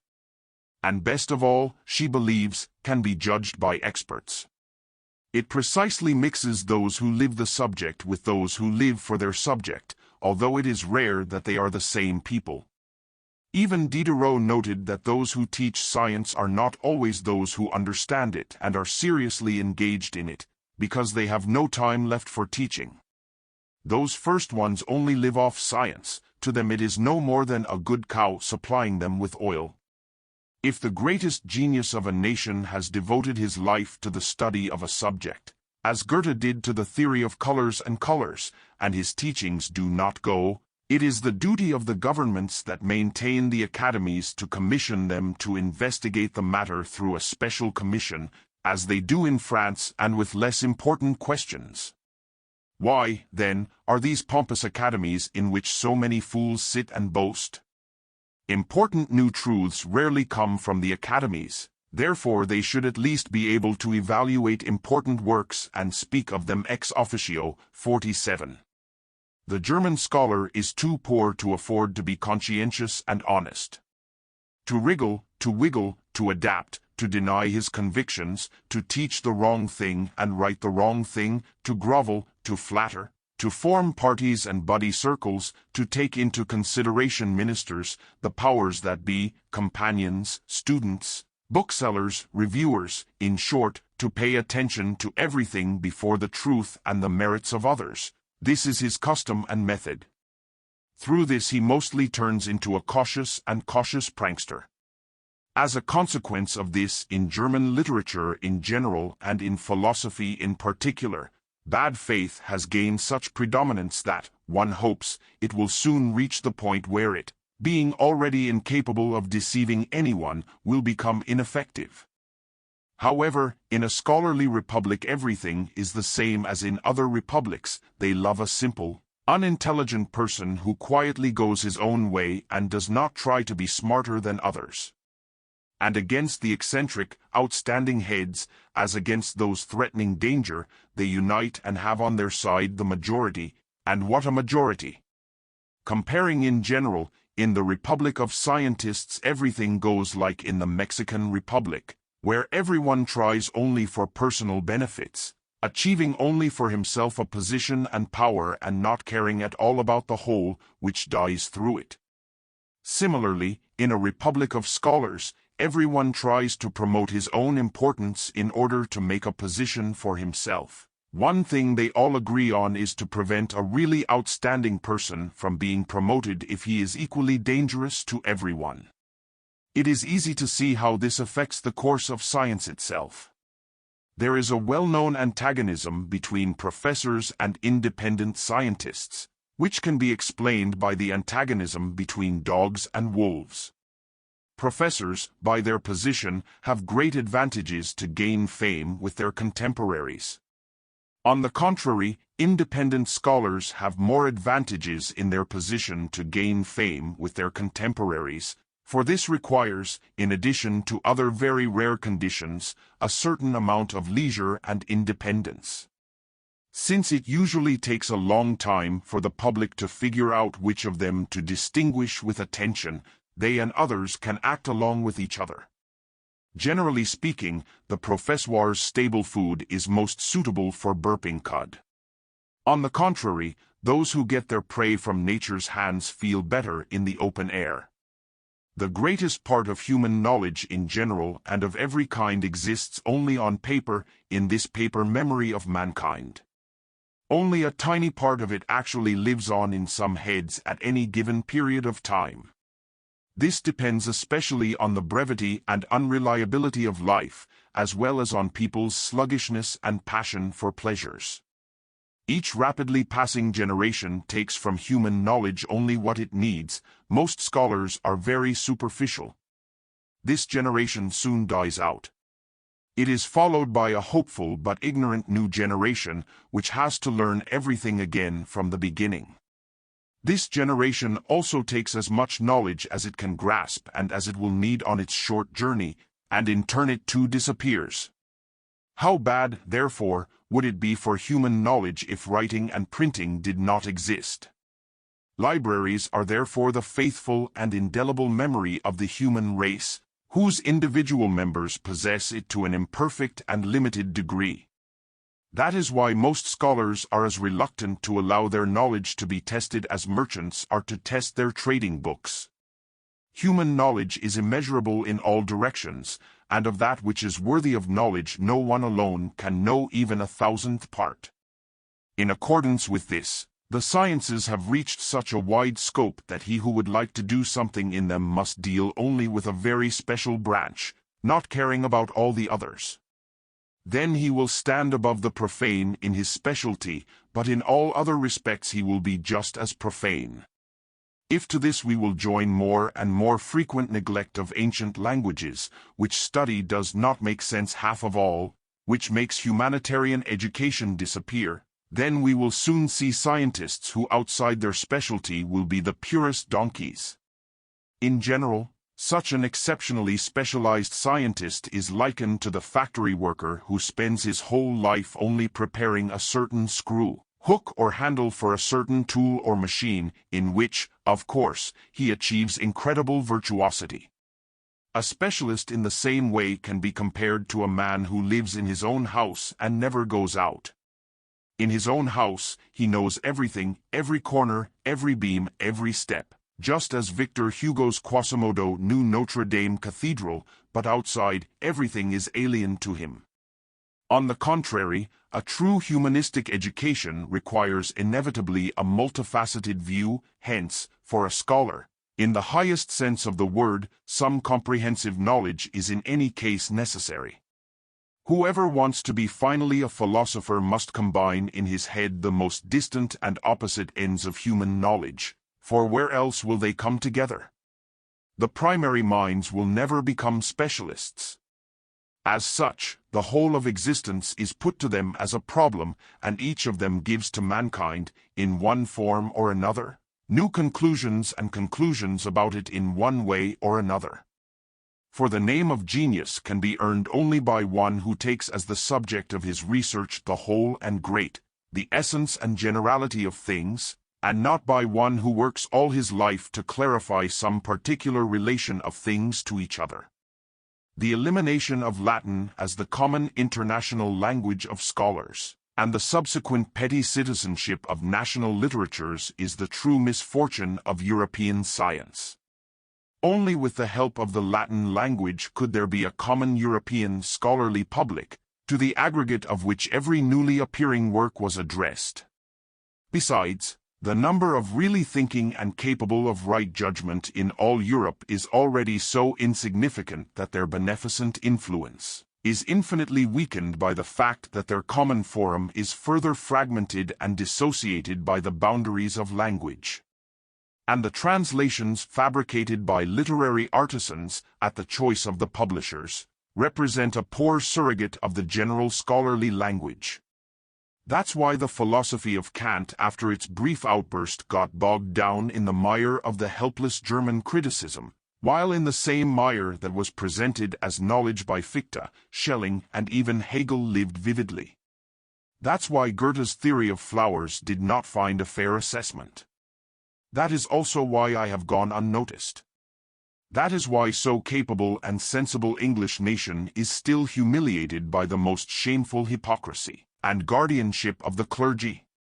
That is why the glorious French physics and zoology are deprived of the support and sound control of a proper and dignified metaphysics. Chapter 22 on Independent Thinking. Just as a vast, but not put in order library cannot be as useful as even a very moderate, but quite arranged book repository, so precisely the greatest mass of knowledge, if it is not processed by own thinking, has much less value than a much smaller amount of information, but deeply comprehensively thought over. For only by comprehensively combining what you know, by comparing with one another all the truths and each of them separately, do you acquire your own knowledge and receive it in all its power. You can only think about what you know, that is why you have to learn something, but you also know only what you have thought about. But it is possible to force oneself to read and study, but not to think. It, like a flame with air, must be inflated and supported by some interest in the subject, which interest can be either purely objective or simply subjective. The latter exists only in our personal affairs and circumstances, but the former is only for naturally thinking heads, for whom thinking is as natural as breathing, but who are extremely rare.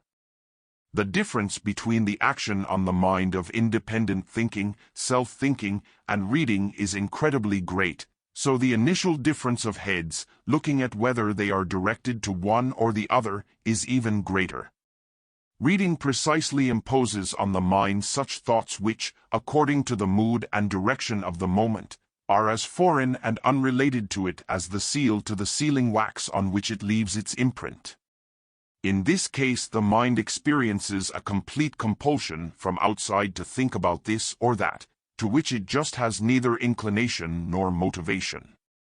On the contrary, when thinking by itself, the mind follows its own prompting, which at a given moment is determined either by the external environment or any memory. The visible environment does not inspire him with one definite thought, as reading, it only gives him the material and the reason for thinking according to his nature and the momentary mood.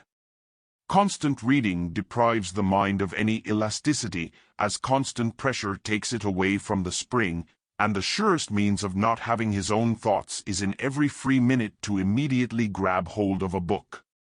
Such a custom is the reason why scholarship makes most people even more senseless and simple-minded than they are by nature, and robs them of all success as authors. They exist, as Pope also said, to be forever read and never to be read. Scientists are those who have read books, but thinkers, geniuses, educators of the world, and engines of humanity are those who have read directly into the book of the universe. In fact, only one's own basic thoughts have truth and life, because they are the only ones one understands completely and properly. Other people's thoughts are the remnants of other people's meals, the discarded clothes of other people's guests. Alien, subtracted thought refers to independent, pop-up thoughts from within, like the imprint on the stone of a plant of the primitive world to a blooming spring plant. Reading is a simple surrogate for one's own thinking. In reading, you allow an outsider to guide your thoughts. Moreover, many books are good only to show how many false ways there are, and how bad it would be to let them lead you. But he who is guided by genius, that is, who thinks independently, thinks voluntarily and correctly, he has a compass in his hand to get to the real road. Therefore, one should read only when the source of one's own thoughts dries up, which often happens to the best head. On the contrary, it is an unforgivable sin to turn away one's own original and powerful thoughts. It would be like one who flees from the bosom of free nature to view a herbarium or to admire beautiful landscapes in an engraving. If it sometimes happens that, slowly and with great difficulty, through your own thinking and reasoning, you come to the truth and conclusion, which you could conveniently find ready in a book, yet this truth will be 100 times more valuable if you reach it through your own thinking. For it then, as an integrating part, as a living member enters into the whole system of our thinking, enters into a perfect and firm connection with it, is understood with all its causes and consequences, takes the color, shade and imprint of our whole way of thinking, comes in time when it was needed, is firmly assimilated and cannot disappear again. In this very case the following Goethe's couplet applies and receives its explanation. What you have inherited from your grandfathers. Learn for yourself to own your legacy. An original thinker only afterwards gets acquainted with the writers authoritative for his opinions, who then serve him to confirm his thoughts and for his own strengthening, whereas a book philosopher proceeds from them, arranging for himself a whole out of read opinions of others, which resembles an automaton made of alien material. The outlook of the former, in contrast, resembles a live-born man. For it is a born and born fruit, conceived as a result of the influence of the external world on the thinking spirit. Learned truth is held in us like an artificial penis, like a false tooth, like a wax nose or, at most, like a rhinoplastic nose from someone else's body. The truth acquired by our own thinking is like a natural penis. It is actually the only thing that really belongs to us. This is the difference between the thinker and the mere scholar. Therefore, the spiritual acquisition of the original thinker stands before us as a living picture, with a correct arrangement of shadows and light, a steady tone and perfect harmony of colors. On the contrary, the mental acquisition of an ordinary scholar is like a large palette filled with a variety of colors, which, although systematically arranged, are without harmony, connection, or meaning. To read is to think with another's head instead of one's own. But nothing can be more harmful for independent thinking which tries to work out into something whole, into some system, even if it is not strictly completed, than too strong inflow of other people's thoughts, because they belong separately to different minds and other system, wearing a different coloring, will never themselves merge into one whole and will not give unity of thought, knowledge of outlook and conviction, but rather form a light Babylonian pandemonium in the head and deprive the mind, overflowing with them, of any clear view and thus almost upset it. This condition is noticed in many scholars and makes them, as regards common sense, correct judgment, and practical tact, inferior to many non-scientists who assimilate their little knowledge, which they acquire by experience, conversation, and a little reading, to themselves by means of their own thinking. Just the same, but on a larger scale, does the scientifically educated thinker. Though he requires much knowledge and must therefore read a great deal, yet his mind is powerful enough to assimilate, integrate it all into the system of his own thought and thus subordinate it to the integral unity of his ever-expanding, majestic gaze, and his own thinking constantly dominates everything, like the basic bass of an organ, and is never drowned out by extraneous tones, as is the case with merely versatile heads, in which fragments of all tonalities intermingle and one cannot find the main tone. People who have spent their lives reading and gleaning their wisdom from books are like those who have acquired an accurate knowledge of a country, from the descriptions of many travelers. They can give details about many things, but in essence they have no coherent, clear, thorough knowledge of the properties of the country. On the contrary, people who have spent their lives in thought are like those who have been in the country. They alone understand what the country is about, know the state of affairs there in a general connection, and truly feel at home. The original thinker is in the same relation to the ordinary book philosopher as the eyewitness is to the historical researcher. he speaks on the basis of his own direct knowledge of the case. For this reason, all original thinkers basically agree with each other, and all their difference results only from the point of view. Where this does not change the case, they all say the same thing. For they are only stating what they have objectively assimilated. It often happened that those statements which I dared to express to the public, for the sake of their paradoxical nature, I later found, to my joyful astonishment, already expressed in the old works of great men. The book Philosopher, on the contrary, narrates what one said, and what another thought, and what a third thought again, etc. He compares it, weighs it, criticizes it, and tries in this way to get on the trail of truth, and he is quite like the historical critic. Herbart's analytic elucidation of morals and natural law and his own letters on freedom can provide a clear example in confirmation of what has been said here. One must simply marvel at the difficulty a man has put himself through, whereas it would seem that all it takes is a little self-consciousness to see the matter with his own eyes. But this is where a little delay occurs. Self-thought does not always depend on our will. At any time you can sit and read, but not sit and think.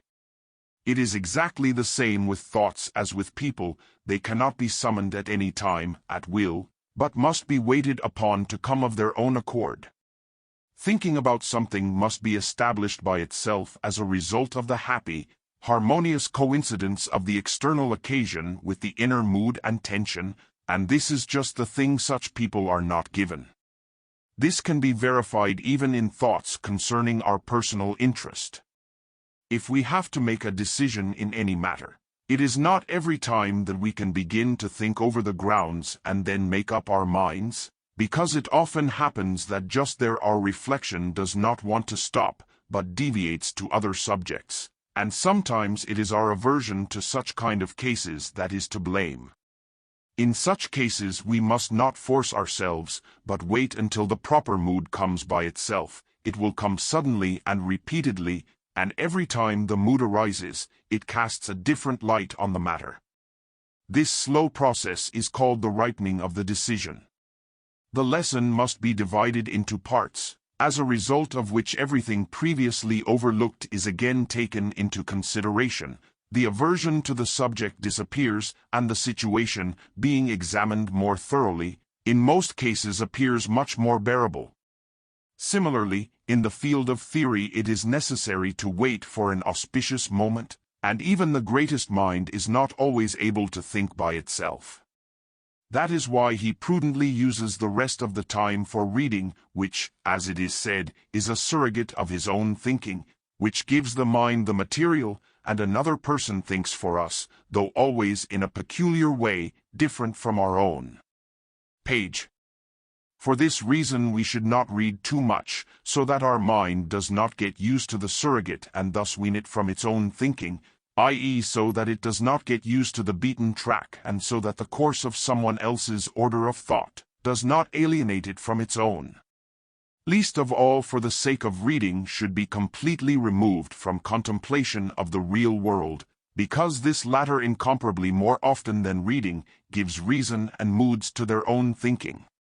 For the contemplated, the real in its primordiality and power is a natural object for the thinking spirit and is most easily able to excite it deeply. After these considerations it will not seem surprising to us that the original thinker and the book Philosopher can be recognized already by their presentation, the former by the imprint of the seriousness, immediacy, and originality of all his thoughts and expressions, the latter by the fact that in him everything is second-hand, everything is borrowed concepts, everything is bought-up junk, everything is pale and weak, like a print from an imprint, and his syllable, consisting of trite banal phrases and walking fashionable words, is like a small state in which all one foreign coin circulates, for it does not mint its own. Simple experience is as little a substitute for thinking as reading. Pure empiricism relates to thinking as taking food to digesting and assimilating it. If, however, it boasts that it alone, through its discoveries, has contributed to the progress of human knowledge, It is as if the mouth were boasting that the body owes its existence solely to it. The works of all truly gifted heads are distinguished from the others by the character of determination and certainty and the distinctness and clarity that result from it, for such heads are always definitely and clearly aware of what they want to express, whether it be prose, poetry, or sounds. This determination and clarity is lacking in others, and they are immediately recognized by this deficiency. The characteristic feature of the primal minds is the immediacy of all their judgments and verdicts. Everything they produce is the result of their own thinking, which is everywhere revealed as such already in the presentation itself. Consequently, they, like monarchs, have a supreme immediacy in the realm of minds. All others are mediatized, as is already evident from their syllable, which has no own, independent coinage. Every truly original thinker is like a monarch in that he is direct and recognizes no one above himself. His verdicts and judgments, like those of a monarch, derive from his own sovereignty and come directly from himself. He does not accept authority and recognizes only what he himself has approved. Ordinary heads, on the contrary, submitting to all available opinions, authorities, and prejudices, are like a people who silently obey the law and orders. People who try so diligently and hastily to resolve controversial issues by reference to authorities are in fact very happy when they can put someone else's in the field instead of their own reasoning and view, which they do not have. Their name is legion. For, as Seneca says, unus quisque vult credere, quam judicare 48. Therefore, as a common weapon in disputes authority serve them, they pounce with them on each other, and he is deeply mistaken who, getting into polemics with them, would like to resort to the grounds and proofs, for against this weapon they are horned Siegfried, immersed in waves of inability to judge and think. They will still as argumentum ad verecundium, as a suggestive proof, show you their authority and then proclaim their victory. Chapter 29, on Physiognomics. That the outward appearance represents and reflects the inner content, and that the face expresses and reveals the inner essence of the person, is an assumption whose a priori and, at the same time, reliability is found on every occasion in the general longing to see the person who has distinguished himself by something bad, or good, or by a remarkable work, and if there is no occasion to see, then at least to learn from others what he is like by his appearance and outward appearance. This leads, on the one hand, to a gathering of the public at the points where such a person is expected to arrive, and, on the other hand, to the desire of newspapers, especially English newspapers, to give the public a quick and accurate description of his appearance until the artist and engraver show it to us with his own eyes. This is why Daguerre's invention is so highly valued, as it satisfies this need in the most perfect way. Similarly, in everyday life, we subject to physiognomic observation every person we come across, trying silently by his facial features to foresee his moral and mental essence. On the basis of all this, the matter is not quite so, as some fools suppose, imagining that appearance and outward appearance of man do not have any importance, because that the soul is in itself, and the body is in itself and has the same relation to the first as the dress which he wears to it. Rather, the human face is a hieroglyph, which not only permits decoding, but for which there is a ready alphabet in ourselves. A person's face says even more and more interesting things than his mouth, for it represents a compendium of all that he will ever say, being a monogram of all the thoughts and aspirations of that person. The mouth expresses, again, only the thought of man, the face expresses the thought of nature. Therefore, everyone deserves to be scrutinized, but not everyone is worth talking to. If as an individual thought of nature every individual is worthy of attention and observation, beauty deserves the same. Because it is the higher and more generalized thought of nature, it represents the idea of the breed, of the species. This is why it so powerfully captures our gaze and attention. It is the main and primary thought of nature, while the individual is only a side thought, an appendage. Everyone silently proceeds from the position that everyone is what he is by appearance and outward appearance. And this position is also true, but the difficulty lies in discernment, the ability to which is partly innate, partly acquired by experience, but no one fully owns it. Even the most experienced can still fall into error, and, however, the face does not lie, whatever Figaro may say, although we often read not what is written on it. In any case, facial interpretation is a great and difficult art. Its principles are not learned in abstracto. The first condition for this is to view the person being observed with a purely objective eye, which is not easy. As soon as the slightest trace of antipathy, or sympathy, or fear, or hope, or an idea of the impression we have made, in short, as soon as anything subjective, personal, gets mixed in, the hieroglyph becomes confused and twisted.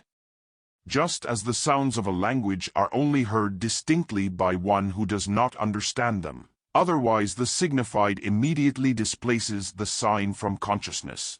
In the same way I see the face of a person only by one who is still completely foreign to him, i.e. who has not yet got acquainted with his face during several meetings or conversations with him. Therefore, a purely objective impression of a person, and at the same time the possibility of interpretation, strictly speaking, is obtained only at the first glance at him. Just as a smell makes an impression on us only when it appears, and the taste of wine is perceived only after the first glass, in the same way, faces make their first impression only at the first meeting. Therefore, we should devote the most careful attention to it. We should notice the first impression to ourselves, and, for people who are of personal importance to us, even write it down, if we are willing to trust our physiognomic sense and judgment. Further acquaintance, treatment will extinguish this impression, but circumstances will confirm it some time later. Meanwhile, we do not want to conceal from ourselves that this first sighting is most of the time extremely unpleasant, so little of it is good and wealthy. With the exception of handsome, good-natured and intelligent faces, i.e. extremely few and rare ones, I believe that for sensitive persons every new face must arouse a feeling of akin to fear, presenting the unpleasant in new and unexpected combinations. And indeed, it is almost always a pitiful, unfortunate sight. Even such people are found on the face of which such a naive banality and baseness of the way of thinking, and such an animal limitation of reason is imprinted, that one is simply surprised how they risk to go out with such a face and do not put on a mask. There are even faces, the mere sight of which makes you feel defiled. Therefore, one should not condemn those to whom a privileged position allows them to live in such an environment and privacy, in which they are quite free from the painful feeling of seeing new faces. In the metaphysical explanation of this circumstance it must be taken into account that the individuality of each person is precisely that negative from which he, through his own existence, must be eliminated and corrected. If the psychological explanation is sufficient, then one must ask what kind of faces can be expected in those who in their long lives have seldom had anything other than petty, low, wretched thoughts and vulgar, selfish, envious, vile and malicious desires within them. Each of these thoughts and desires has for the time of its presence imposed its own expression on the face. All these traces, as a result of many repetitions, are deeply impressed over time and, as they say, have made their way into the face. That is why most people are such in their appearance that one is horrified at the first sight of them, and only little by little one gets used to their face, i.e. one becomes so dulled by the impression they make, that it no longer has any effect. The same slow process of formation of permanent expression of the face by means of countless fleeting characteristic tensions of the face is also the reason why intelligent faces become such only gradually and even only in old age acquire their highest expression, while in the portraits from their youth only the first traces of it are outlined. On the contrary, What we have just said about the first fear agrees with the above observation that a face makes its real and complete impression only for the first time. In order to perceive this impression completely objectively and genuinely, impeccably, we must not be in any relationship with the person, and, if possible, we must not talk to him. Any conversation already brings us closer together in a certain way and establishes a certain mutual subjective attitude, from which the objectivity of perception immediately suffers. Since, besides, everyone tries to arouse respect or sympathy, the person being observed will at once put into action all the tricks of pretense, which he already mastered, will start to flatter us with his mien, and so bribe us that we will soon stop to see what the first sight openly showed us. That is why it is said that most people win on closer acquaintance, whereas it should be said we are fooled. But when, later on, a bad combination of circumstances occurs, the conclusion of the first sight is mostly justified and often gives this last sight a scathing, acerbic shade. If, on the contrary, the closest acquaintance with the place is unpleasant, one can hardly find that people benefit from it. Another reason for the seeming winning of the closest acquaintance is that the person, whose first sight warned us against him, as soon as we speak to him, already shows us not only his own nature and character, but also his education, i.e., not only what he really is by nature, but also what he has learned from the common treasury of all mankind. 3/4 of what he says does not belong to him, but has come from without, and we are often surprised, listening to how such a minotaur can speak so humanly. But it is only necessary to pass from the nearest acquaintance to an even closer one, and then the animalism, which his physiognomy promised to reveal itself in the most magnificent way. And so, whoever is gifted with physiognomic farsightedness should necessarily pay due attention to its predictions, which precede any close acquaintance and, consequently, are reliable and genuine. For a man's face directly expresses what he is, and if we are mistaken, it is not his fault, but ours. On the contrary, a man's words express only what he thinks, more often than not, only what he has learned, or simply what he pretends to think. This is joined by the fact that when we talk to him or hear him talking to others, we take our eyes off his face, eliminating it as a substratum, as something already given, and we pay attention only to the pathognomic side, the game of his face while talking, and this last he directs so that it faces us with its caudal side. If Socrates once said to a young man, presented to him for testing his abilities, "Speak, that I may see you," and, assuming that by the word see he did not mean simply hear, he was right in the sense that the features and especially the eyes of a person come to life only during the speech and put on his face the imprint of his spiritual means and abilities, which gives us the possibility to previously determine the degree and direction of his mental development, which is exactly what Socrates wanted in this case. Otherwise, it should be taken into consideration, first of all, that all what has just been said does not extend to the moral qualities of the person, which are hidden deeper, and secondly, that all what we gain objectively in conversation with the person, according to a more evident development of the expression in his features, is again lost subjectively because of the personal relations, which immediately arise between us and introduce an imperceptible charm which prevents us from being impartial.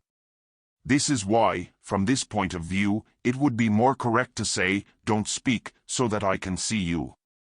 For in order to grasp deeply and clearly a person's physiognomy, it is necessary to observe him when he sits alone, quite left to himself.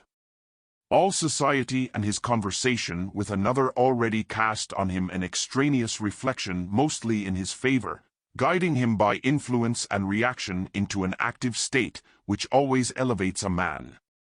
On the contrary, solitary, left to himself, in the boiling of his own thoughts and sensations, it is only here that man is quite himself. Then a deeply penetrating look of the physiognomist can at once grasp in general outlines all his essence, for on his face passes the basic tone of all his thoughts and aspirations, and is imprinted erit irrevocable, immutable verdict of what he is and what he feels only then completely, when he is alone with himself. Physiognomy already on that makes the main means for recognition of people, that the physiognomy in the narrow sense is the only thing that does not give in to their art of a pretense. As for this last only the pathognomic, mimic side of a physiognomy is accessible.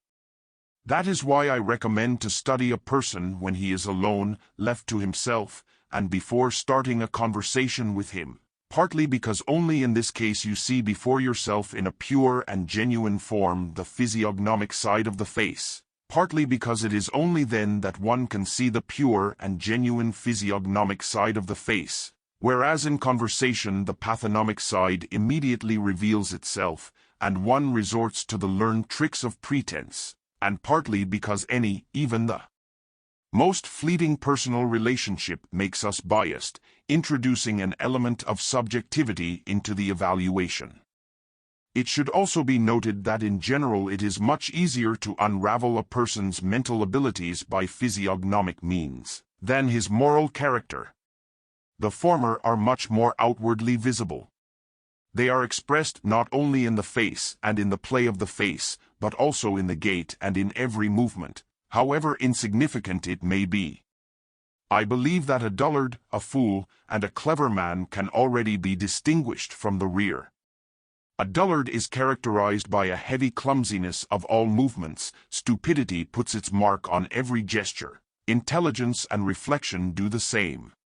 This is the basis of Le Bruyère's remark, ilny rein de si deli, de si simple, et de si imperceptible, o ilny entrant de manners, que nous décellent, unsought ni en entrée, ni any sort, ni se lève, ni se tate, ni ne sur ses jams, comme un homme d'esprit, 49.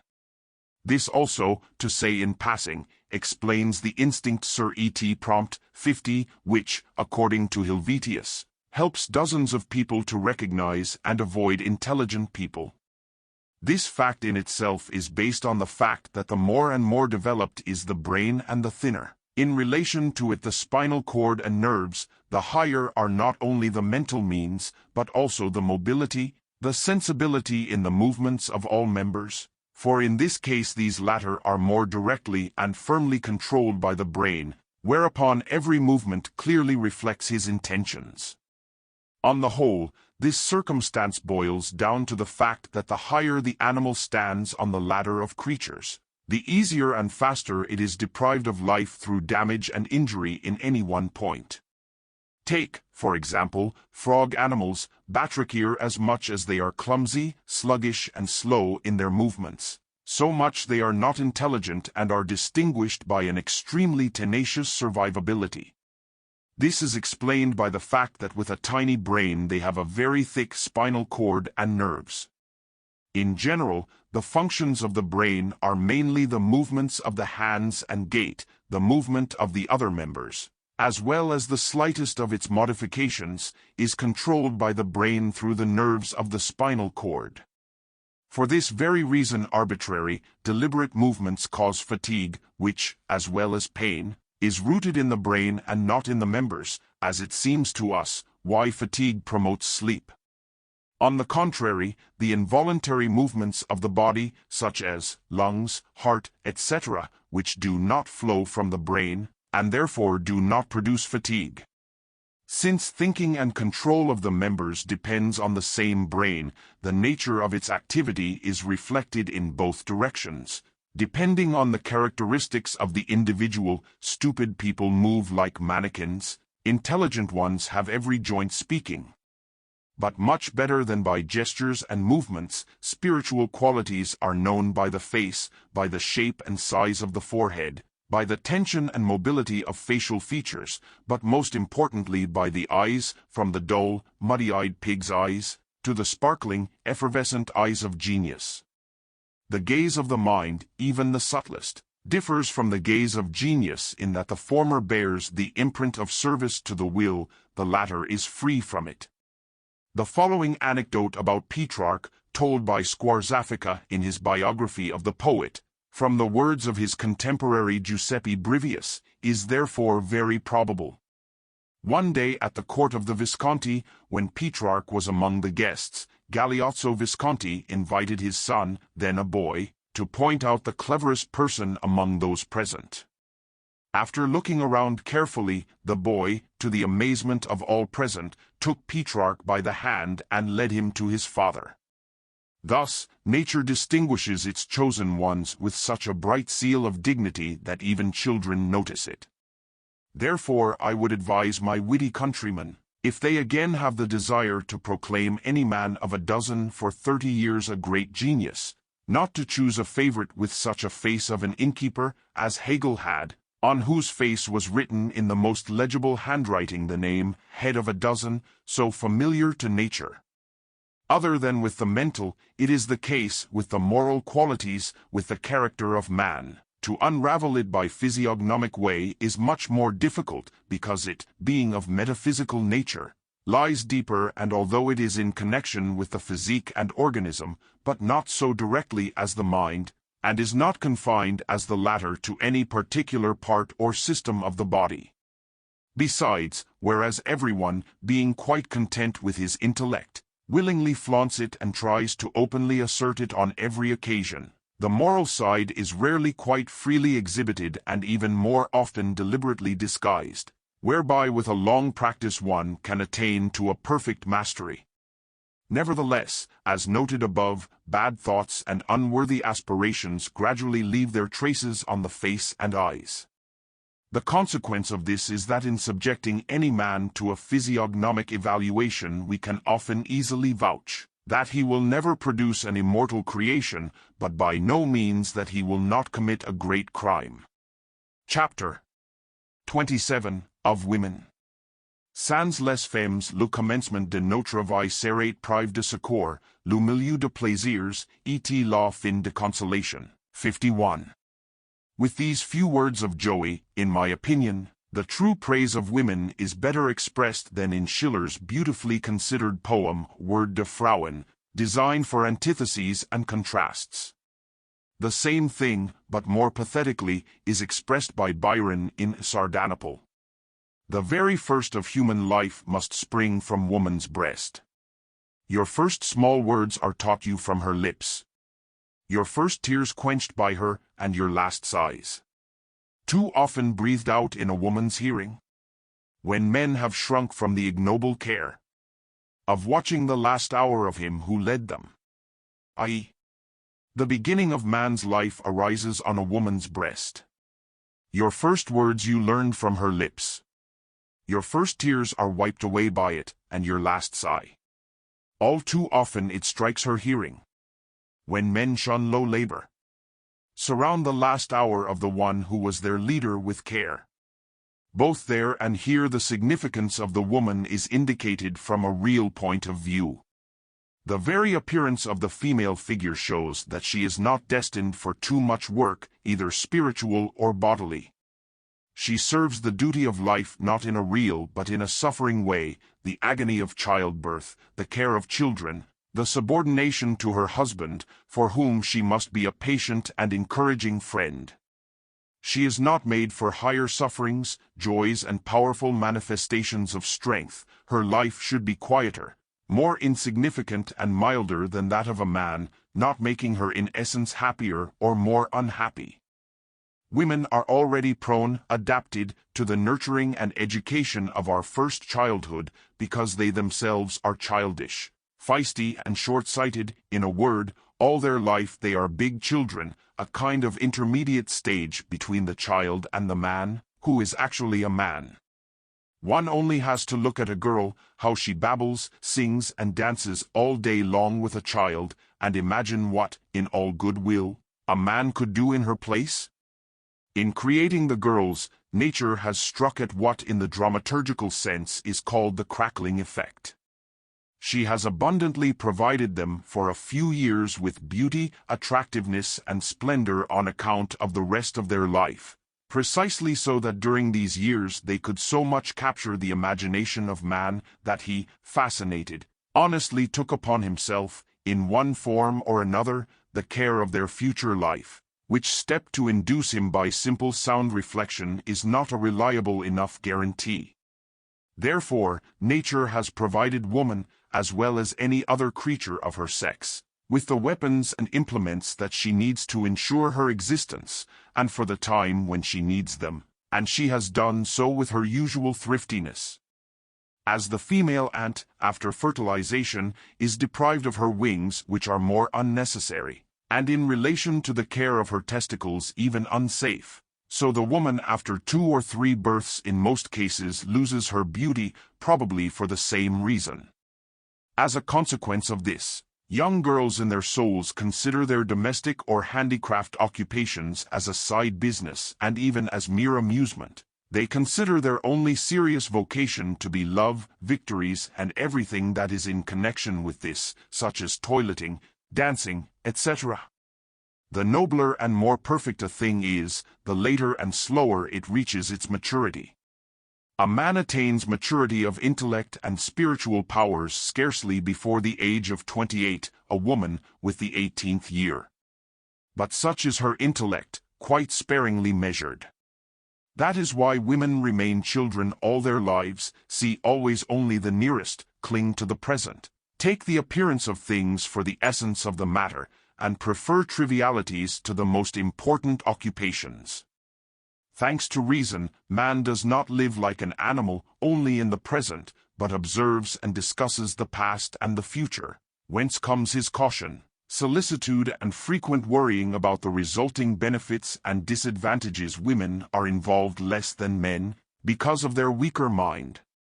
She, rather, is distinguished by spiritual myopia. Her intuitive, directly perceiving mind sharply sees close, but has a narrow outlook, which does not include the distant. Therefore, all the absent, the past, acts on women much weaker than on us. Hence and results more often found in them, and sometimes reaching madness, propensity to extravagance, avarice. Women are convinced in their souls that the purpose of men is to earn money and to spend it, if possible, while their husbands are still alive, or at least after his death. They are reinforced in this conviction by the fact that their husband puts what he has acquired at their disposal for the household.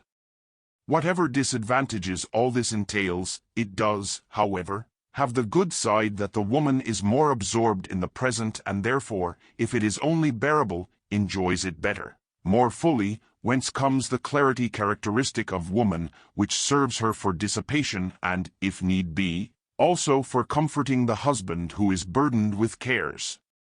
We should not neglect the custom of ancient Germans, in difficult circumstances, to call for a meeting also women, because the way of perceiving things by them is completely different from ours, especially that it tends to notice the shortest way to the goal and in general all the nearby, which we, looking into the distance, mostly lose sight of just because it lies under our nose, and to what we need to return to assimilate the nearest and easiest look.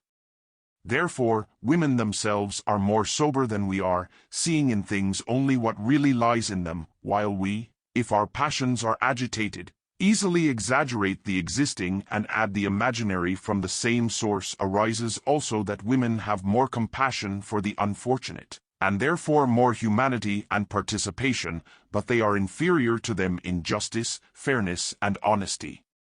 Because of their weak mind, everything present, visible, directly real has such power over them, against which abstract ideas, permanent rules, firmly made decisions, in general, consideration with the past and the future, with the absent and distant can rarely do anything.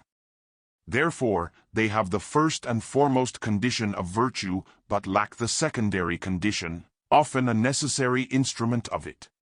In this respect they may be likened to an organism which, though it has a liver, has no gallbladder. In keeping with this, the fundamental flaw of the female character is injustice. It stems in the first place from the above-mentioned lack of intelligence and cunning, but besides this it is supported yet by the circumstance that they as the weakest creatures are gifted by nature not with power, but with cunning, hence their instinctive craftiness and insuperable inclination to lie. For nature, having provided the lion with claws and teeth, the elephant with tusks, the boar with fangs, the bull with horns, the cuttlefish, sepia, with a turbid substance, has gifted woman for self-defense and defense with the art of pretense and all her power, which was expressed in man in body strength and intellect, has given to woman in the form of this gift. Therefore, pretense in her is an innate quality and is peculiar to almost the same extent as an intelligent and stupid woman. For this reason it is as natural for her to use this quality on any occasion as for the aforementioned animals, to use the weapons given to them when attacking, whereby she feels herself somehow enjoying her right. For this reason it may be unthinkable for a woman to be completely truthful and unpretentious. On the same grounds they so easily see other people's pretense that it is risky even to resort to it before them. From this established fundamental defect and its appendages arises falsity, infidelity, treachery, ingratitude, etc. In false oaths before a court of law, women are guilty much more often than men. In fact, it can still be argued whether they should be allowed to take the oath. From time to time there are repeated instances everywhere of ladies, who are not lacking in anything, quietly stealing from stores. Nature calls young, healthy, and handsome men to care for the propagation of the human race so that it does not degenerate. This is the firm will of nature, the expression of which is the passion of women. This law in its power and antiquity precedes any other. Therefore, woe to him who has his rights and interests so that they get in the way of this law. They will at the first significant occasion, no matter what he says and does, be ruthlessly trampled on.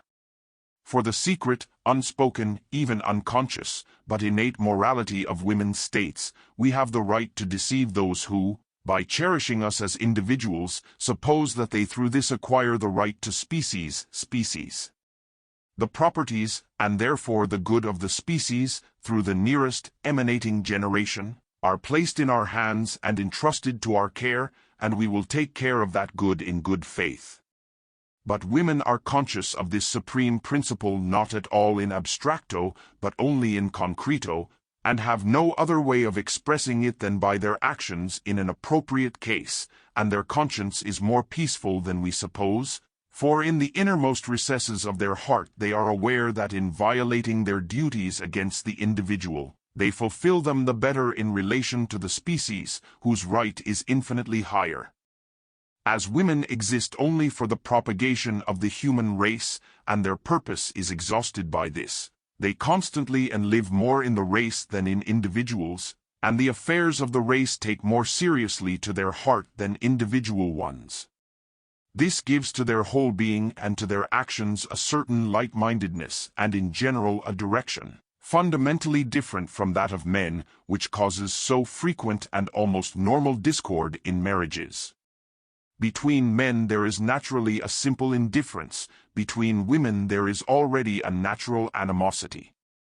This must be because odium figulinum, guild, craft hatred of parties, which is always limited between men to known parties, in women extends to their entire sex, because they all have only one craft. Already when they meet in the streets they look at each other as Guelphs and Ghibellines. When first acquainted, two women also seem to treat each other with more coercion and secrecy than two men do on the same occasion. Therefore, mutual compliments between two women are much funnier than between men. Further, while a man, speaking even to a man far below him, treats him with known restraint and humanity, it is unbearable to see how proudly and contemptuously a noble woman breaks down in conversation with a lower-ranking woman, who is not in her service. This must be because the difference of ranks with women depends much more on chance than with us, and can change and disappear much sooner. For while with us 1,000 things are taken into consideration, with them everything depends on what man likes them. Besides, here is also influenced by the fact that they stand much closer to each other than men because of their one-sided vocation, which is why they try to bring forward the distinction of estates. The short, narrow-shouldered, broad-shouldered sex could only be called beautiful by the dulled sexual impulse of man. All its beauty lies in that impulse. With more justification, it could be called an unaesthetic or an unsophisticated sex. Indeed, women have neither the receptivity nor the true inclination for music, for poetry, nor for the educational arts, and if they indulge in them and wear them out, it is no more than mere monkeying for purposes of coquetry and desire to please. From this comes the fact that they are incapable of any purely objective participation or interest in anything, and the reason for this, I believe, is as follows. Man strives in everything for a direct dominion over things, either through comprehension, or by overpowering and assimilating them. But woman, however, is always and in all things doomed only to mediate dominion precisely through her husband, which she can only possess directly. Therefore, it is completely in the nature of women to look at everything as a means to acquire a husband, and their interest in anything else is always only a pretended and seeming, a simple trick, i.e., it tends to coquetry and monkeyism. Even Rousseau observed that les femmes, en general, n'aiment aucun art, ne connaissent aucun et n'ont aucun génie, lettre à D'Alembert, XX, 52. Yes, and anyone who sees beyond the appearance of things will have time to notice this. One has only to look closely at the direction and dignity of their attention in concerts, operas, and dramas to see, for example, their childlike naivety with which they continue their chatter during the performance of the most beautiful parts of the greatest creations of art. If, indeed, the Greeks did not allow women to attend dramatic performances, they were quite right. At least something could be heard in their theaters. In our time the saying, tacit mulier in ecclesia, 53, should have been supplemented or replaced by the following, tacit mulier in theatro, 54, and write it in large letters at least on the theater curtain. Yes, however, nothing else can be expected of women, if we consider that the most brilliant representatives of the whole sex have never produced anything truly great and original in the fine arts, and in general have never been able to present the world with any creation of lasting, enduring merit. It is especially striking in respect of painting, the technique of which is available to them at least as much as to us, why they are so diligently engaged in painting, although still they cannot boast of a single great work, because they lack the slightest objectivity of spirit, which is primarily necessary in painting. They always fall back into subjectivity. Even Huarut, 55, 300 years ago in his famous work Examen de Ingenios para las Ciencias, 56, denied women all higher abilities. Single and particular exceptions do not change the essence of the matter, and women, taken as a whole, have been and remain the most hardened and incorrigible Philistines, therefore, in the most ridiculous equation by virtue of which they share the class and title of husband, they themselves are the constant agitators of their ungenerous ambition. Further, in consequence of the same characteristic, their predominance and their giving tone constitute the spoil of modern society. Regarding them we should take as a rule the dictum of Napoleon I, les femmes n'ont pas de rang, 57. Chamfort also very justly says, elles sont faites pour commercer avec nos faiblesses, avec notre folie, mais non avec notre raison. To exist entre elles et les hommes de sympathies d'épidermie et très peu de sympathies d'esprit, d'âme et de caractère, 58. They are sexes sequier, in all respects an inferior second sex, whose weakness should therefore be spared, but whose reverence is ridiculous beyond all measure, and lowers us in their own eyes by dividing the human race into two halves. Nature has drawn the dividing line not in the middle. For all its polarity, the difference between the positive and negative poles is not only qualitative, but also quantitative. It was from this point of view that the ancient and oriental peoples looked at women, why they more correctly define the place belonging to them than we do with our old French haberdashery and ridiculous womankind. that supreme flower of Germanic stupidity, which has only served to make them so arrogant and shameless that they sometimes resemble the sacred monkeys of Benares, who in the consciousness of their sanctity and inviolability allow themselves everything and anything.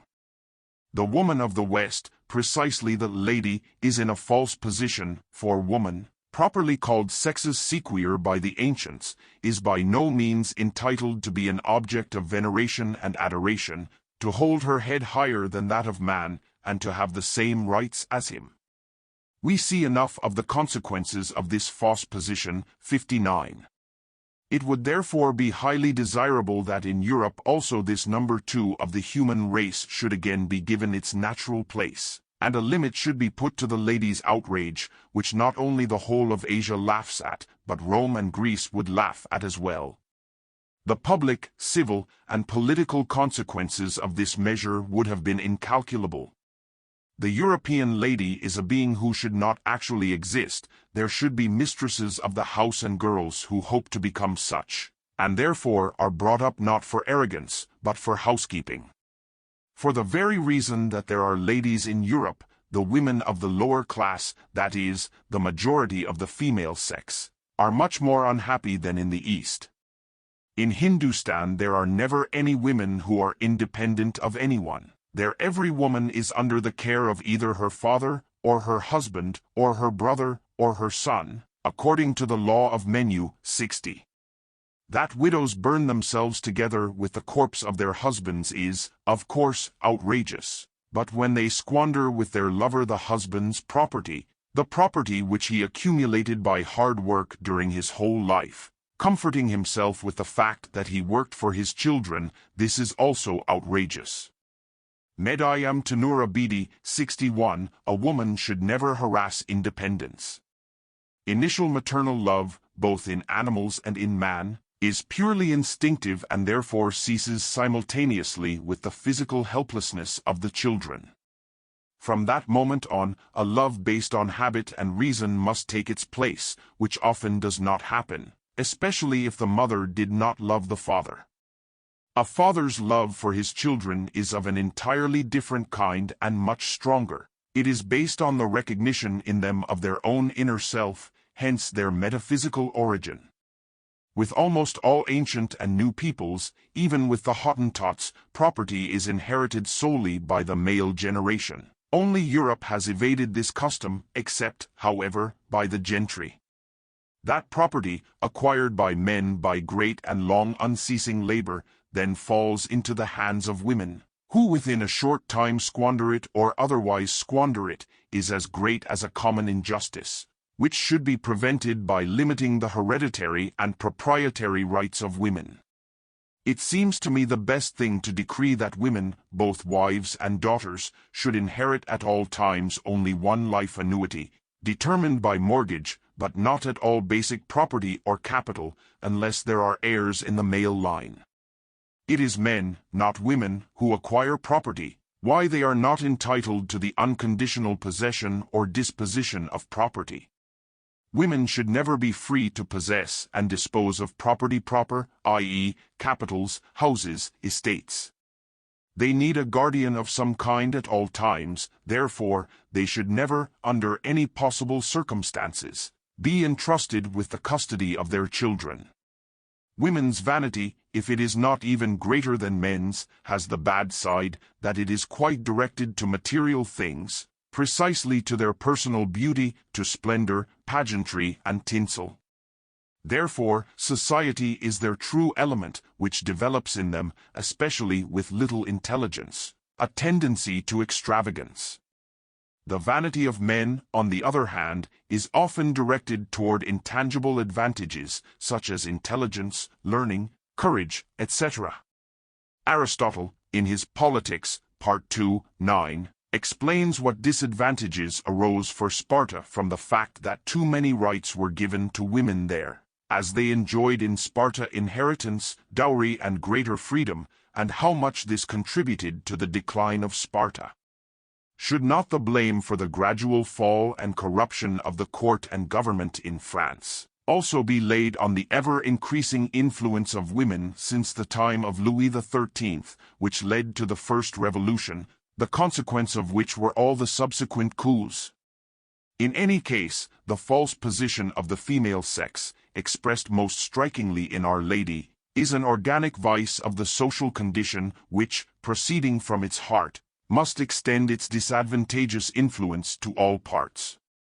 That woman by her nature is doomed to obedience, it is evident from the fact that any of them, finding herself in an unnatural position of complete independence, immediately adheres to some man, to whom she leaves to lead and rule over themselves, because she needs a master. If she is young, she needs a lover; if she is old, she needs a confessor.